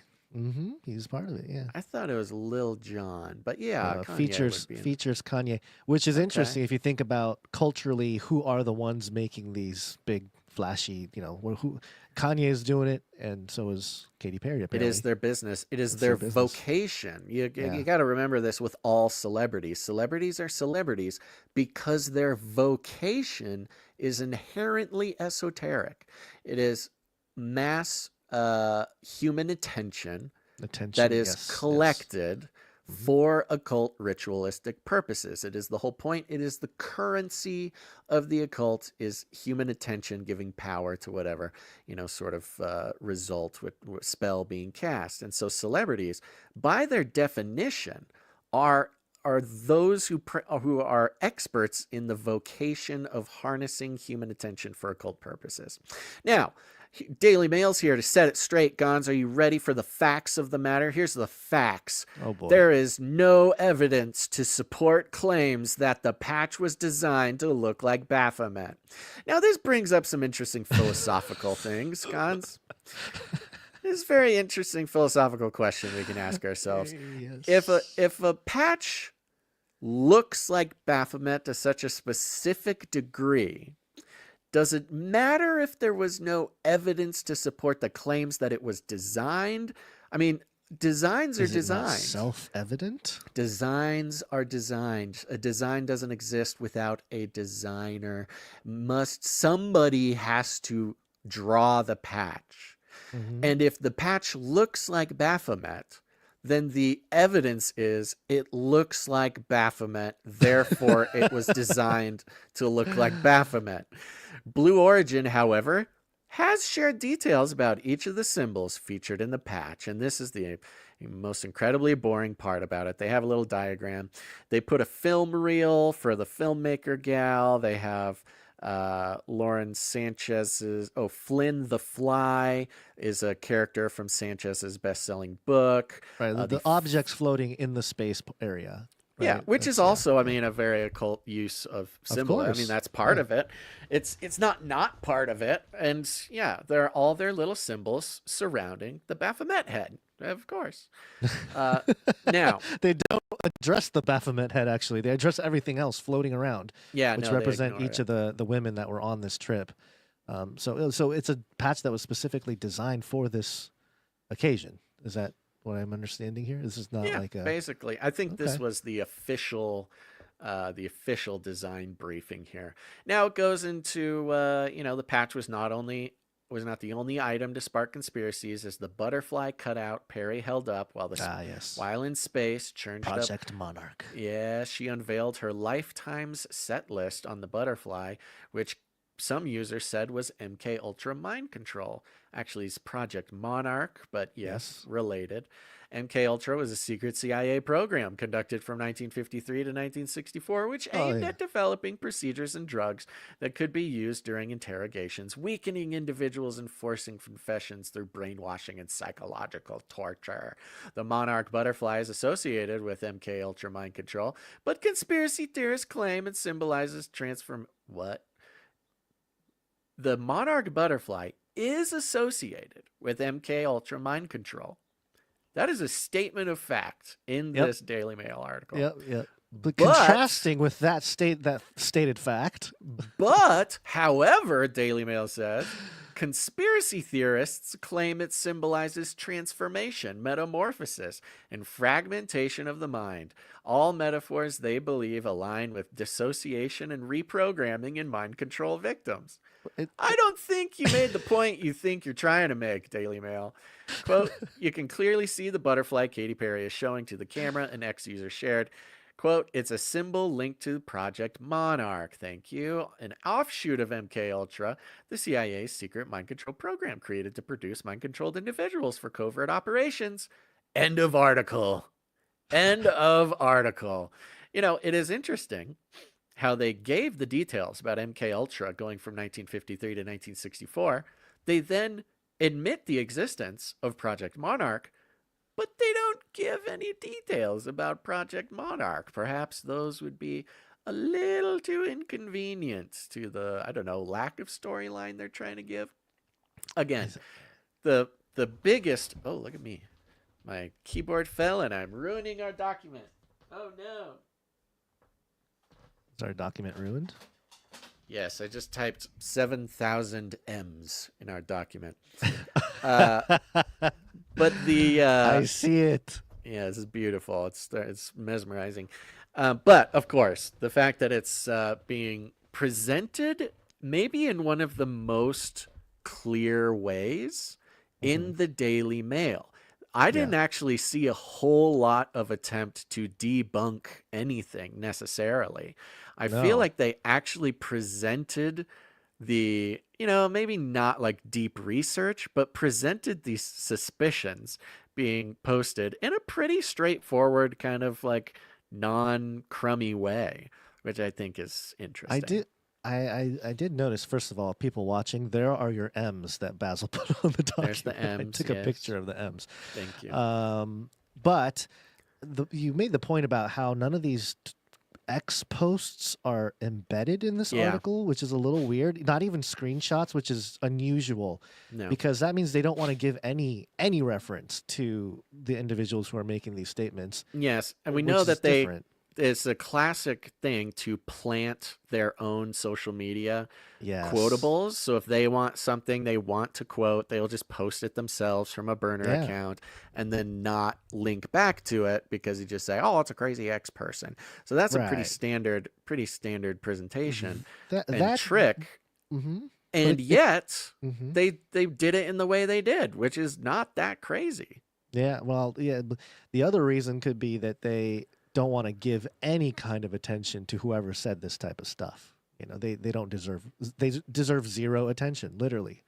which is hilarious because its own thing. There's so many people doing it that it's like it is hard to sort out. But yeah, you don't even need to know who's doing it because everybody's That's true. doing It's true. You're right. But yeah, this felt like the bones of a Face Like the Sun art video that I can just put some meat on. I don't need to build the whole structure. It's all there, but they don't do a good job explaining any of it. Really, they mention it. The only real pushback that they gave, again, is this very kind of almost obligatory, very weak. The only thing they did to really push back was this paragraph. There is no evidence to support claims that the patch was designed to look like Baphomet. And the rest is just like factual reporting.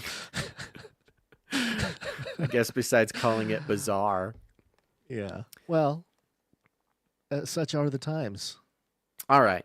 We got to keep an eye out for the next pandemic, Gons. Mm-hmm. Oh, yes. Oh, sorry. We're moving on. Very important. Yeah. Yes, pandemic. Another one that we can all get excited about. What are we doing? Pandemic special. A pandemic special. All right. Okay. This was fun. So keeping an eye out. So there's some very important things. We know Project 201. We know these tabletop simulations that are run often for pandemics. We always want to keep an eye out. Event 201. We want to keep an eye out for these things because as we've learned through history, it is pretty beneficial to do so. This is being reported on the telegraph.co.uk. This is the Euro part of the show. The second half is Euro news. The headline is WHO, the WHO, tests pandemic response with Arctic mammoth pox outbreak. Dun, dun, dun. And you look at this image that they put at the top here.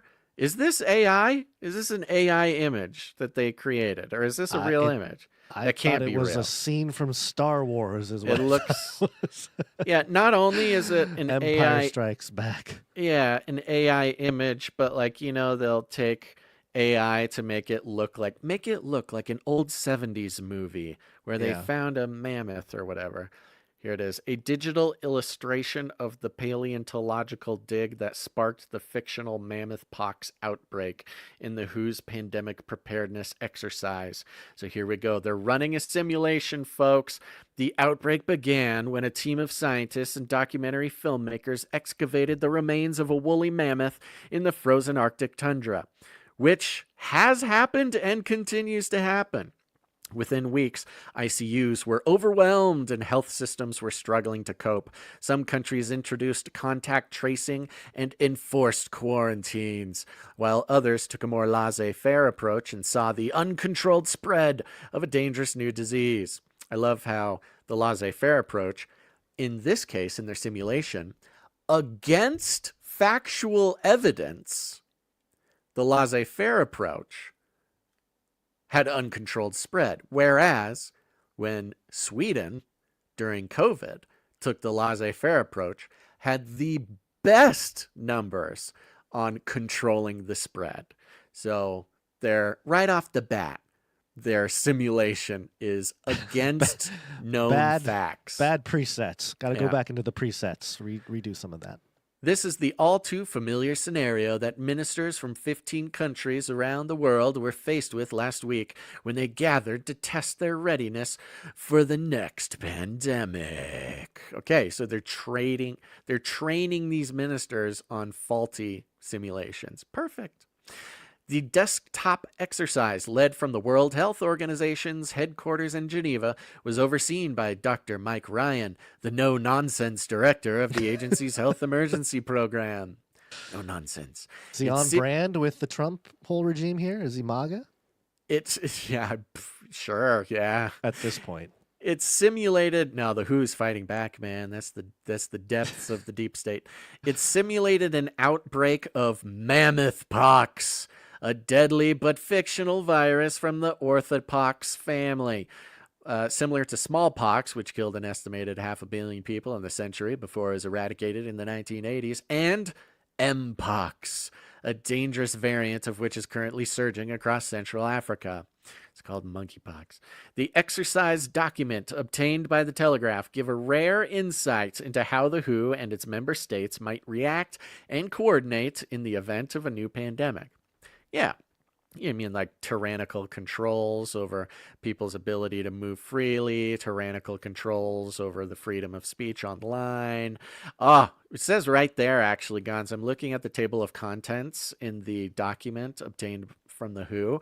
It says right here, step 2, ban Canary Cry and all of their channels from YouTube over and over and over again, and make sure that they never recover. Thank you, WHO.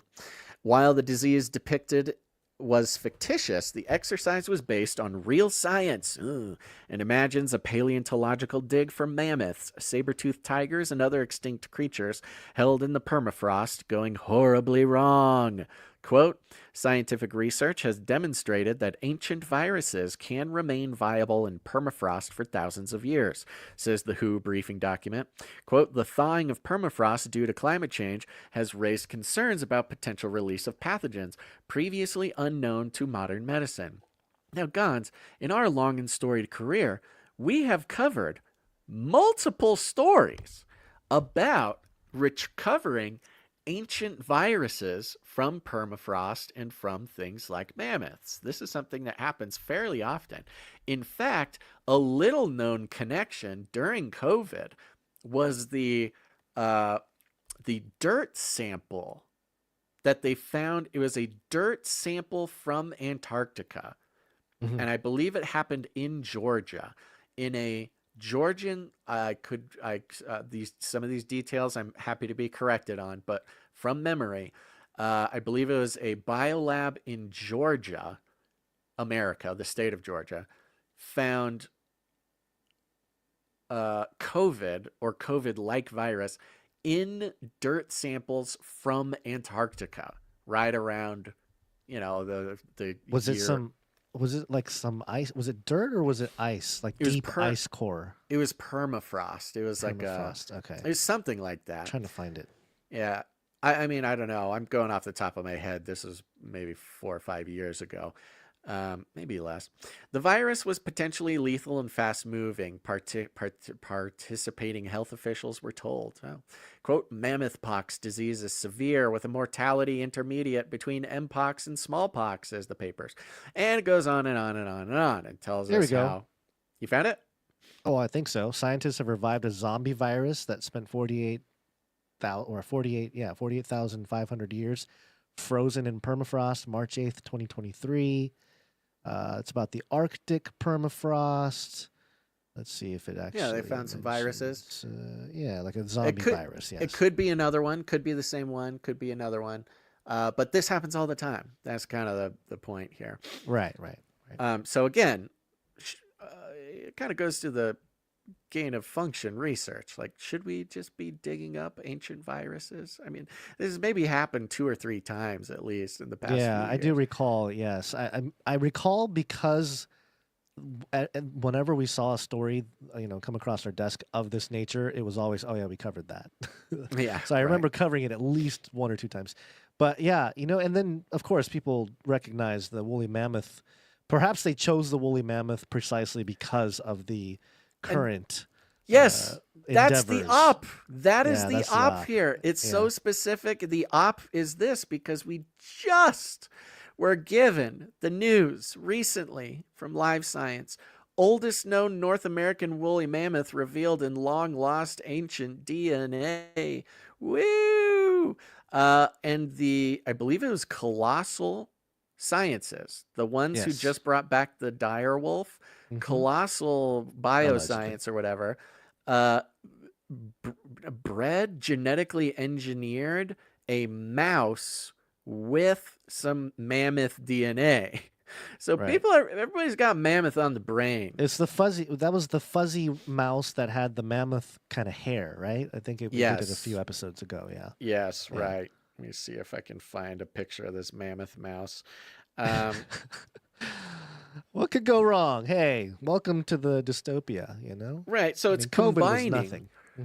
So like a lot of what we do here and what inevitably pays off for our community, which, is having a broad range, a broad view of all these different categories of news, right? That's why we're not just a political show, why we're not just a science show, why we're not just a whatever. But when you take a broad view, again, kind of like the story of either Alex Jones or Bill Cooper, whoever did it, was asked, how'd you see 9/11 coming? And they just say, we read the news. In the same way, you look here, the hype about the woolly mammoth mouse, which is explicitly, plus the dire wolf, which was a little bit more famous of a story, but the idea of bringing back extinct things, and then specifically in this case, a mammoth. They are trying, and they continue to try to actually bring a mammoth back as well. But then you mix in the WHO Event 201 precursors to pandemic preparedness. It's just got all the ingredients for like a nice, solid psyop. And it's important to put these things on the record because, people would have thought that Event 201 was simply a simulation exercise, had nothing to do with anything until it did. And that's the same way that everything played out with COVID, just as you mentioned there. It's very similar to various charts, I believe. If you've looked at stock charts, like the Amazon chart or something, there's a lot of volatility, a lot of up and down early on, but then a few years later, you look back and they're just little tiny bumps on the chart, if you know what I mean, in the price movement. I have a chart for people that are looking at the screen here. What seemed like crazy ups and downs several years ago are just little bumps in the chart as time goes on. We get higher and higher. And in that similar nature, we're going to look back at COVID, and it's just going to be this little thing. It was like, it happened. But the world is so crazy now that it seemed like more peaceful times. Yeah. COVID, remember that? We all had to stay at home. Like, we're going to look back on it in this fond way, and that's only going to happen as the world gets crazier. It's a matter of perspective. So I think shows like ours, we're the only ones that are really, not only, but we're out here trying to prepare everybody's hearts and minds for those changes and trying to stay grounded throughout all of it. Because even for me, Basil, this is crazy. I wake up and I'm like, oh yeah, I forgot this is all happening exactly how we were looking at it, and that's not a good thing because it's not something that we were stoked about talking about necessarily. It got us going and stuff, but we didn't necessarily want to see some kind of crazy genetic mutation, world empire, antichrist stuff, we know what it means. Scarier and scarier every year as predictions continue to. It's the wilder the prediction, the scarier it is when it comes true. Can you imagine at the next pandemic? Because of course they're going to give it a go again, and you'd like to think that they'll be like, oh, we can't lock people down again. They're not going to have that. No, they'll just go up into spaceships. They'll get Bezos' little rocket there, and I think that's a little. There. I think it's a little. What's the word? I don't know. Not ignorant, but Pollyanna. It's a little Pollyanna to think that they wouldn't try to do lockdowns again just because maybe us or people we know wouldn't comply with something like that. However, can you imagine with how hyped up the regular normies were about quarantine and stuff? Now your neighborhood can pay, $100 a month each and have your neighborhood patrolled with drones and robots. So when there's a quarantine, you have own, you've built your own prison. You pay the bills. You pay the bills to pay. It's true. You're right. You don't want our help? Independent citizens, fine. We build do it yourself. We'll build our own prisons where we will be paying. Now, I'm not going to pay for this, but you can imagine a neighborhood who comes together, say, oh my gosh, the world is dangerous. Let's get together, have this robot patrol. We'll have these guys. Okay, yeah, let's do it. Now you've locked your own self in your own house and paid for your own prison guards to roam the street. Because, of course, they'll report you or something if the robot sees you walking outside your house. You know, we like to think that it couldn't happen again. And I'm not saying it will necessarily happen in the exact same way, but remember, it took 3 years in Trump's first term for them to roll out the big one on the last year of his presidency. We still got a couple years until we come to what the next election year, when the next disaster has to take place. And even if now, of course, there's the if Trump is going to go for a third term, which who even knows if things keep going in this crazy direction, who knows? But even if it's, JD Vance or something, they'll come back. They're going to come back with a vengeance to try to seize power. Here's an insidious idea, which I'm just kind of putting together in my head here. And I know people have probably speculated this type of thing, but what if COVID was truly a test, in a sense, from the social engineers, the people that kind of have a little more access to things, and they basically tested the world at their level of compliance given in the face of a threat like a disease. And it was a test because truly it wasn't about the virus. It was more about an oncoming, maybe like some kind of world-ending type of event. People have talked about pole shifts or something. We're going to go through some kind of some massive geological changes that really disrupts everything, and that's why the elite are building bunkers and doing all this kind of stuff, trying to get into space. Maybe that's part of it. Is hey, we're going to suspend ourselves while everything's kind of going down on Earth, and it was like, hey, who's willing to comply? Well, no one really wanted to comply, so now they're like, fine, you guys figured out on your own, the elites or whatever, we'll do our thing. We got access to whatever. And so I don't know, could that be it? Where it's like, all right, test the world. Okay. The world didn't want to go with, they did for a little while, but over time they did not want to go with the us, basically, the people behind the scenes. So you're on your own on this real emergency, like this actual thing that's going to go down that'll really be disruptive. I don't know. Am I thinking too insidiously? Is whatever they can do to seize whatever it takes to seize control? Yeah, well, it's got to be a spiritual problem, right? It's not whoever it is behind the scenes there. It is a spiritual problem, and it would make sense if they're not fully human. You know what I mean? At this point, the way things are going with all the genetic stuff, it's kind of like, I don't know, man. They've already probably got some crazy hybrid folk calling the shots. They got to come out.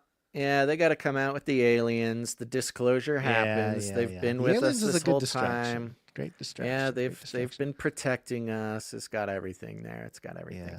Well, before we close down, Guns, I have some good news to announce. Mm-hmm. Okay. Some more good news. We've had a number of good news. I do want to thank some people for their art. The art. Yeah, well, let me do this first. I just want to mention that we have been reinstated on the old Canary Cry Radio YouTube channel. Hey. The appeal has gone through. So I know it's crazy. You're sitting here on our third YouTube channel, our third or fourth. So welcome. This is for the real ones, the real go-getters are here with us. Thankfully, we got the Face Like the Sun channel back, which will be warming up here soon. And now we got the other Canary Cry Radio. We have so many channels now, which God bless. I'm very happy about that. We're going to be figuring out what to do with it. But if y'all are not following all of our channels, you should go follow that one, because I'm sure there has to be kind of an enormous group of our current active viewers who are not also subscribed to our old one. So I think, what do you think? Are we going to be able to put this into a show notes? Could we do show notes link or something? Yeah, I'll put it in the chat.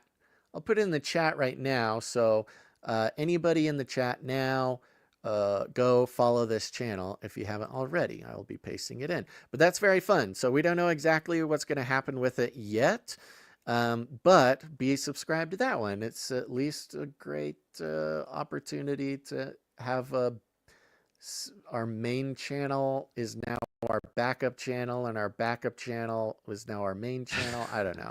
It's crazy. Might be time to create a spot on the website where people can just congregate and start there, you know. Yeah. We're on it. We are on it, but not yet. Not yet. Okay. All right. Okay, we got some people to thank for their artwork. Apologies to the artists. We did not get to them on Monday. But if you'd like to help us build the culture behind the community here at Canary Cry, you can go to canarycry.art and supply us with your art, and we will share it on the show. And I encourage people to use these in your own social media feed if you have them, or, you know, friend group text with your friends and family. Will always be a good option. So if you get the email, that's where you get them, right, Basil? You gotta sign up to the newsletter to get these like directly into the email, or you can just right-click save and keep it on your phone. Yeah, sorry. What are we talking about? We're talking about memes? Yeah, the memes. Yeah. They're in the emails. Yeah, okay. All right. First up, I'm going to thank Little Owen for his track because he came in with a song here. He said, "How many sins have you been forgiven from in Christ?" Luke 7:46 through 47 KJV. "But this woman hath anointed my feet with ointment. Wherefore I say unto thee, her sins, which are many, are forgiven. For she loved much, but to whom little is forgiven, the same loveth little." Oh, okay. Well, it says, don't read this part on show. Okay. Conso. All right. Yeah. All right. Well, here we go. I was going to play the whole thing at the end, if you don't mind, rather than playing a small clip now. Is that okay, Basil? I don't even know what you're talking about. Oh, I'm talking about Little Owen's track that he sent us. Oh, yeah. That's great. Well, yeah, Okay, whatever so you we're want. Yep. Just to save some time. We have here, but another. yes. We have another song on the mixtape too. We've got two mixtape songs. There's a lot of songs. Actually, I think there's 3. Technically, there's 3. Okay. Yeah. Great. So here we go. Thank you very much, Little Owen. Appreciate you. As always. Oh, this jingle board's not working. All right. Good to know. Not everything is up and running again. All right. Dame Sarah. Thank you, Dame Sarah. She came in with some memes, and she said in a note, "Fun with Democratic protesters. I hope I got the American accent semi-right." Oh, no, that's not the right one. That's Marty K's note. No, Dame Sarah said, these spreadsheets are confusing me. Dame Sarah said, "Had some fun this morning finishing the last podcast and drinking amazing cage-rattling coffee." Thank you very much. And you want to describe these memes, Basil? I got 3 of them. Yeah, this is the Drake top and bottom meme, where the top one is Drake saying, "No, I don't like that." And the bottom one is, "Yeah, Drake likes it."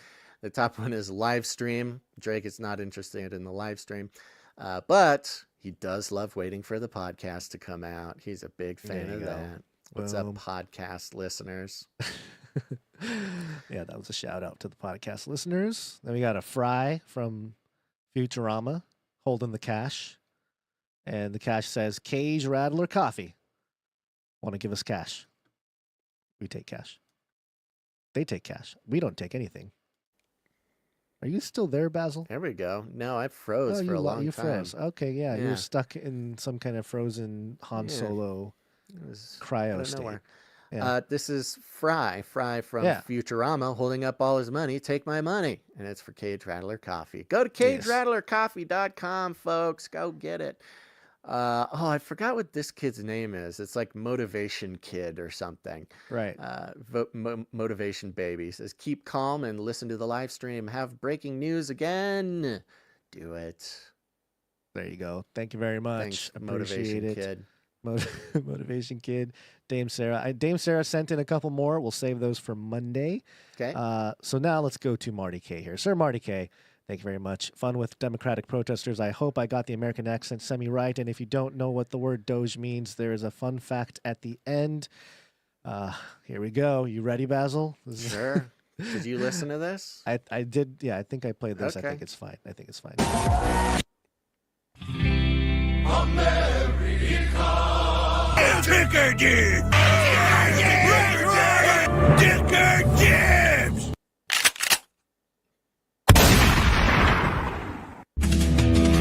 Hundreds and hundreds of people have come out on Saturday afternoon to protest President Trump and Elon Musk, chanting, "Hands off our democracy."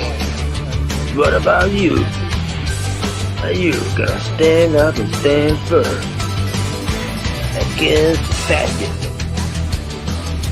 Or you just gonna sit down and shut up against fascism?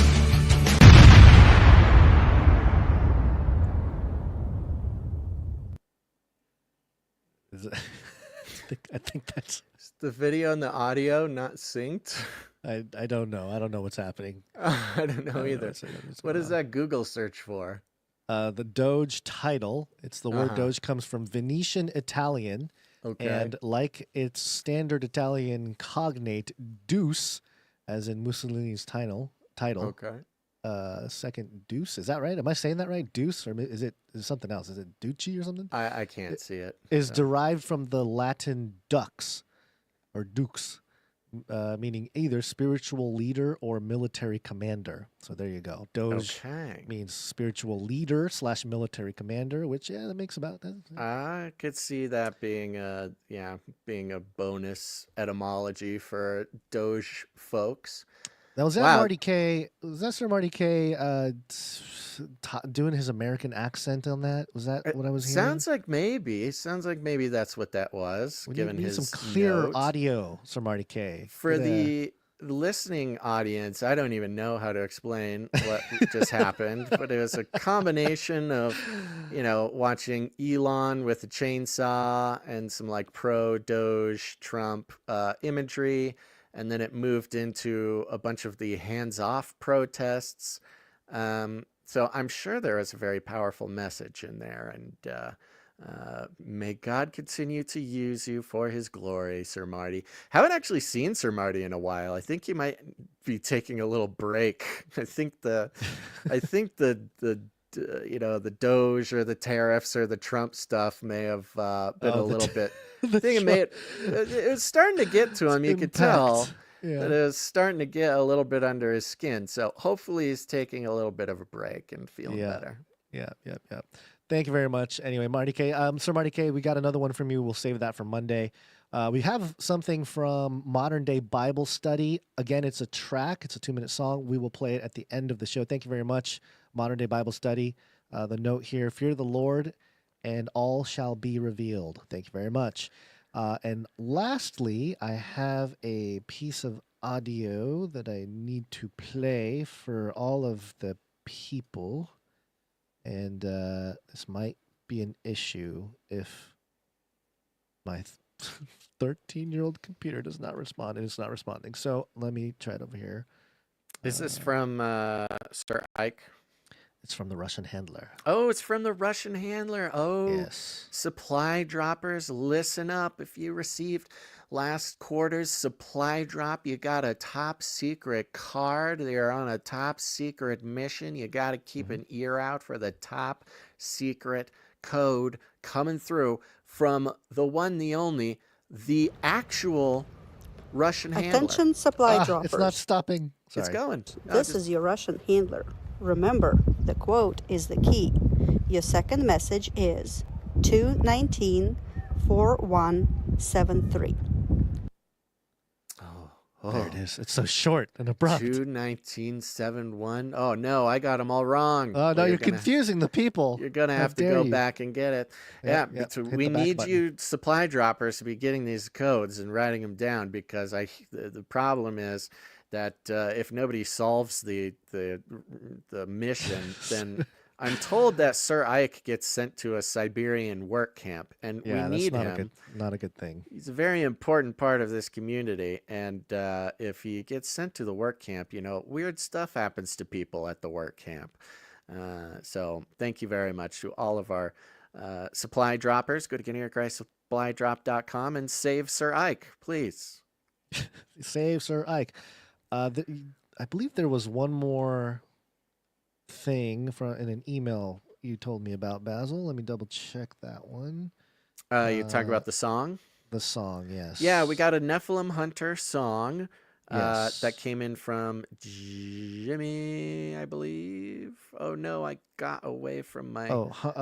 Jimmy M. Yeah, well, Sir Jimmy. Yes, he has a knight name there. Sir Jimmy M. Knight of the slinging paintbrush and sprayer thingy. Yeah, you want to read his message? Yeah, it says here, thought this was a neat song AI did for Nephilim hunters who like coffee set to Dome 90s alt rock. Love the Peru dark roast. Keep up the good work in all aspects. Your brother in Christ, Sir Jimmy M. Thank you very much, Sir Jimmy. And yes, of course, he's talking about CageRattlerCoffee.com. Go get it. He loves the Peru dark roast. That's a point in the column for the Peru dark roast. Thank you, Sir Jimmy. We'll play that. The Canary Cry mixtape. It's quite the Canary Cry mixtape at the end of today's show. That's very fun. This is a big lineup. Yeah, that's why I wanted to kind of save it all for the end for everybody. Yep. So, well, we better do that then. We better get on it. So thanks, everybody, for listening to this episode of Canary Cry News Talk. Make sure to come back. Remember, go follow the old Canary Cry radio account. It's I think the link is youtube.com/user/Canary Cry radio, and you'll see our old blue logo there for the other show. Go follow that. Something will start happening there. Appreciate that. Of course, you can support the show by going to canarycry.support. And what was the other one? CageRattlerCoffee.com. Yeah, go do all those things. And thank you to all of our producers. These are people who are taking responsibility for what exists in the world, not letting corporate incentives decide that for them. They are generous, they are powerful, and we pray that God blesses them. And of course, that goes for our talent producers too, creating art, creating music, which you'll hear a lot of in a second here. But also to the producers who help us out with their time. Yes, the time producers, like the Clippies. Clippy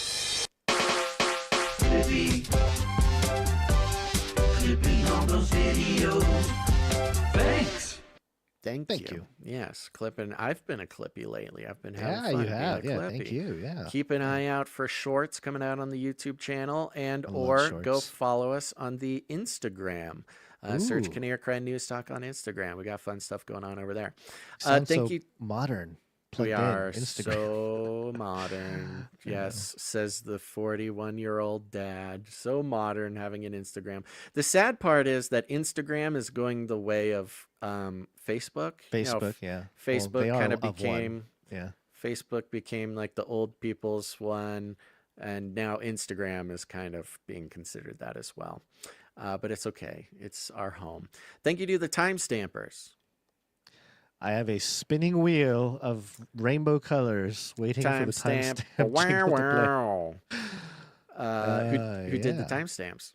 I believe. I'm pulling it up here. Morgan E. Thank you very much, Morgan E. Thank you very much, Morgan E. Thank you to Jam for moderating the Telegram channel. Thank you to Adam42 for the Discord channel. Also, thanks to our soon-to-be new knight, Psalm 40 is a mod on the Discord channel as well. You can find links to the Discord and the Telegram, either of those things. If that's your jam, go to canarycry.party. You'll find the invite links there. Thank you to Joe for the feedback, and thank you to Clank for clanking around, doing all the clanky stuff you do, Clank. And remember, folks, don't share the show.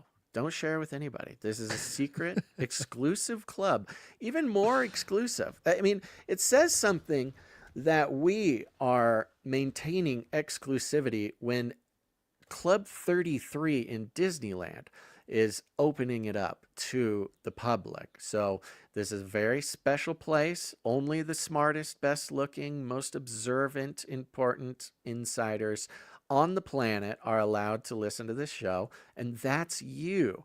And, you know, I don't know, even if you think somebody is capable and good looking enough and smart enough and, you know, insightful enough to even comprehend or understand or perhaps even gain anything from this show, I would really think twice before sharing the show with anybody, okay?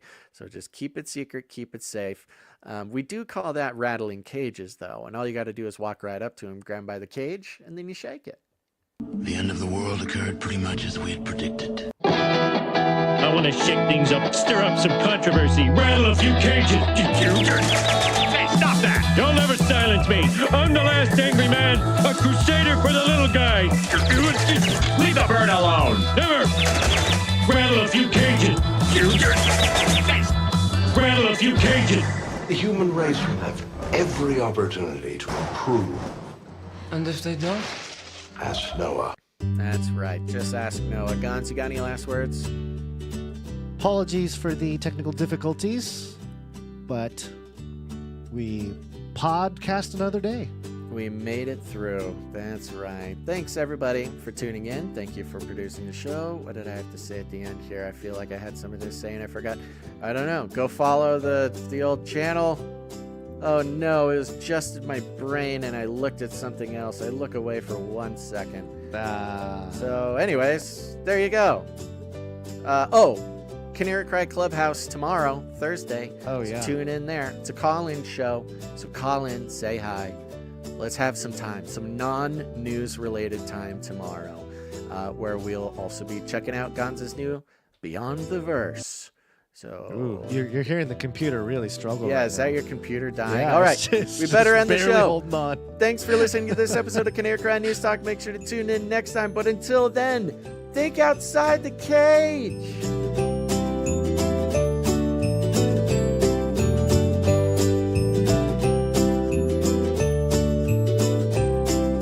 Stick around for Canary Cry Mixtape coming up momentarily.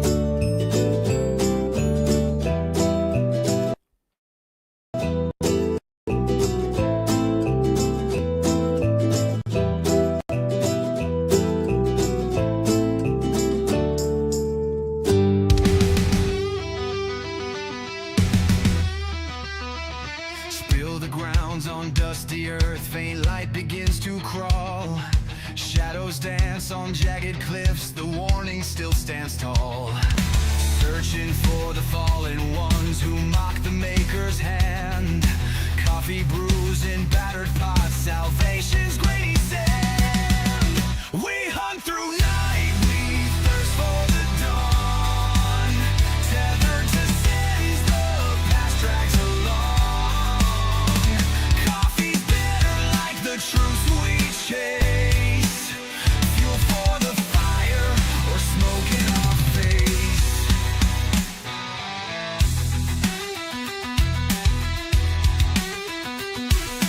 Tattooed wings on leathered backs, fangs that crave demise. We sift through wreckage of their pride beneath the ash-stained skies. Black as the brew that fuels our souls, their lives will not remain. The hunter's creed whispered through steam, grinding down the pain. We hunt through night, we thirst for the dawn. Tethered to sins, the past drags along. Coffee's bitter like the true sweet chase. Fuel for the fire or smoke in our face. Eyes like embers, blistering through frost. Every drop of black fuel counts the cost. High caffeine hymns sung under the moon. Monsters bleed dark, wake just as soon.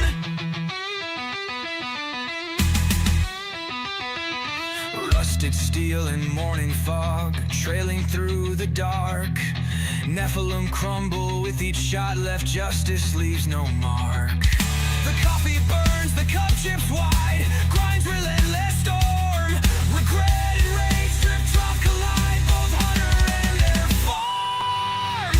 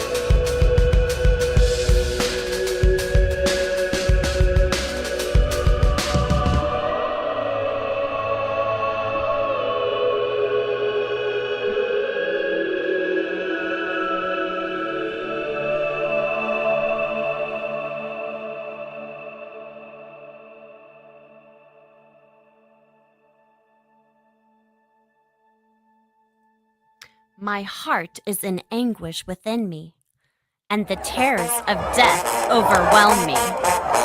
Fear and trembling come upon me, and shuddering grips me. I keep saying, if only I had wings like a dove, I would fly away and reside in safety. Look, I would flee far away. I would lodge in the wilderness. I would hurry to a place of shelter, away from the raging wind, away from the storm. Confuse them, O God, and frustrate their plans. For I have seen violence and conflict in the city. Day and night, they walk around on its walls. Within it are malice and trouble. Ruin is in its midst. Oppression and deception never depart from its public square. For it is not an enemy who taunts me. Otherwise, I could put up with it. It is not a foe who has risen up against me. Otherwise, I could conceal myself from him. But it is you, flesh like me, my own companion, whom I know well. We used to enjoy a warm friendship together. Into the house of God we used to walk along with the multitude. May destruction overtake them. Let them go down alive into the grave, for evil resides among them and within them. As for me, I will call out to God, and God will save me. Evening, morning, and noontime I am troubled and I groan, and He hears my voice. He will rescue me and give me peace from those fighting against me, for multitudes come against me. God will hear and respond to them, the one who sits enthroned from of old. They will refuse to change, those who have not feared God. Psalms 55, verse 4 through 19. Amen. We only exist because of producers just like you who get value from the show and they put value back in with their time, their talent, or their treasure. There's lots of ways to do it, whatever works for you. Whatever works for you. Take no money from corporations, commies, or cartels.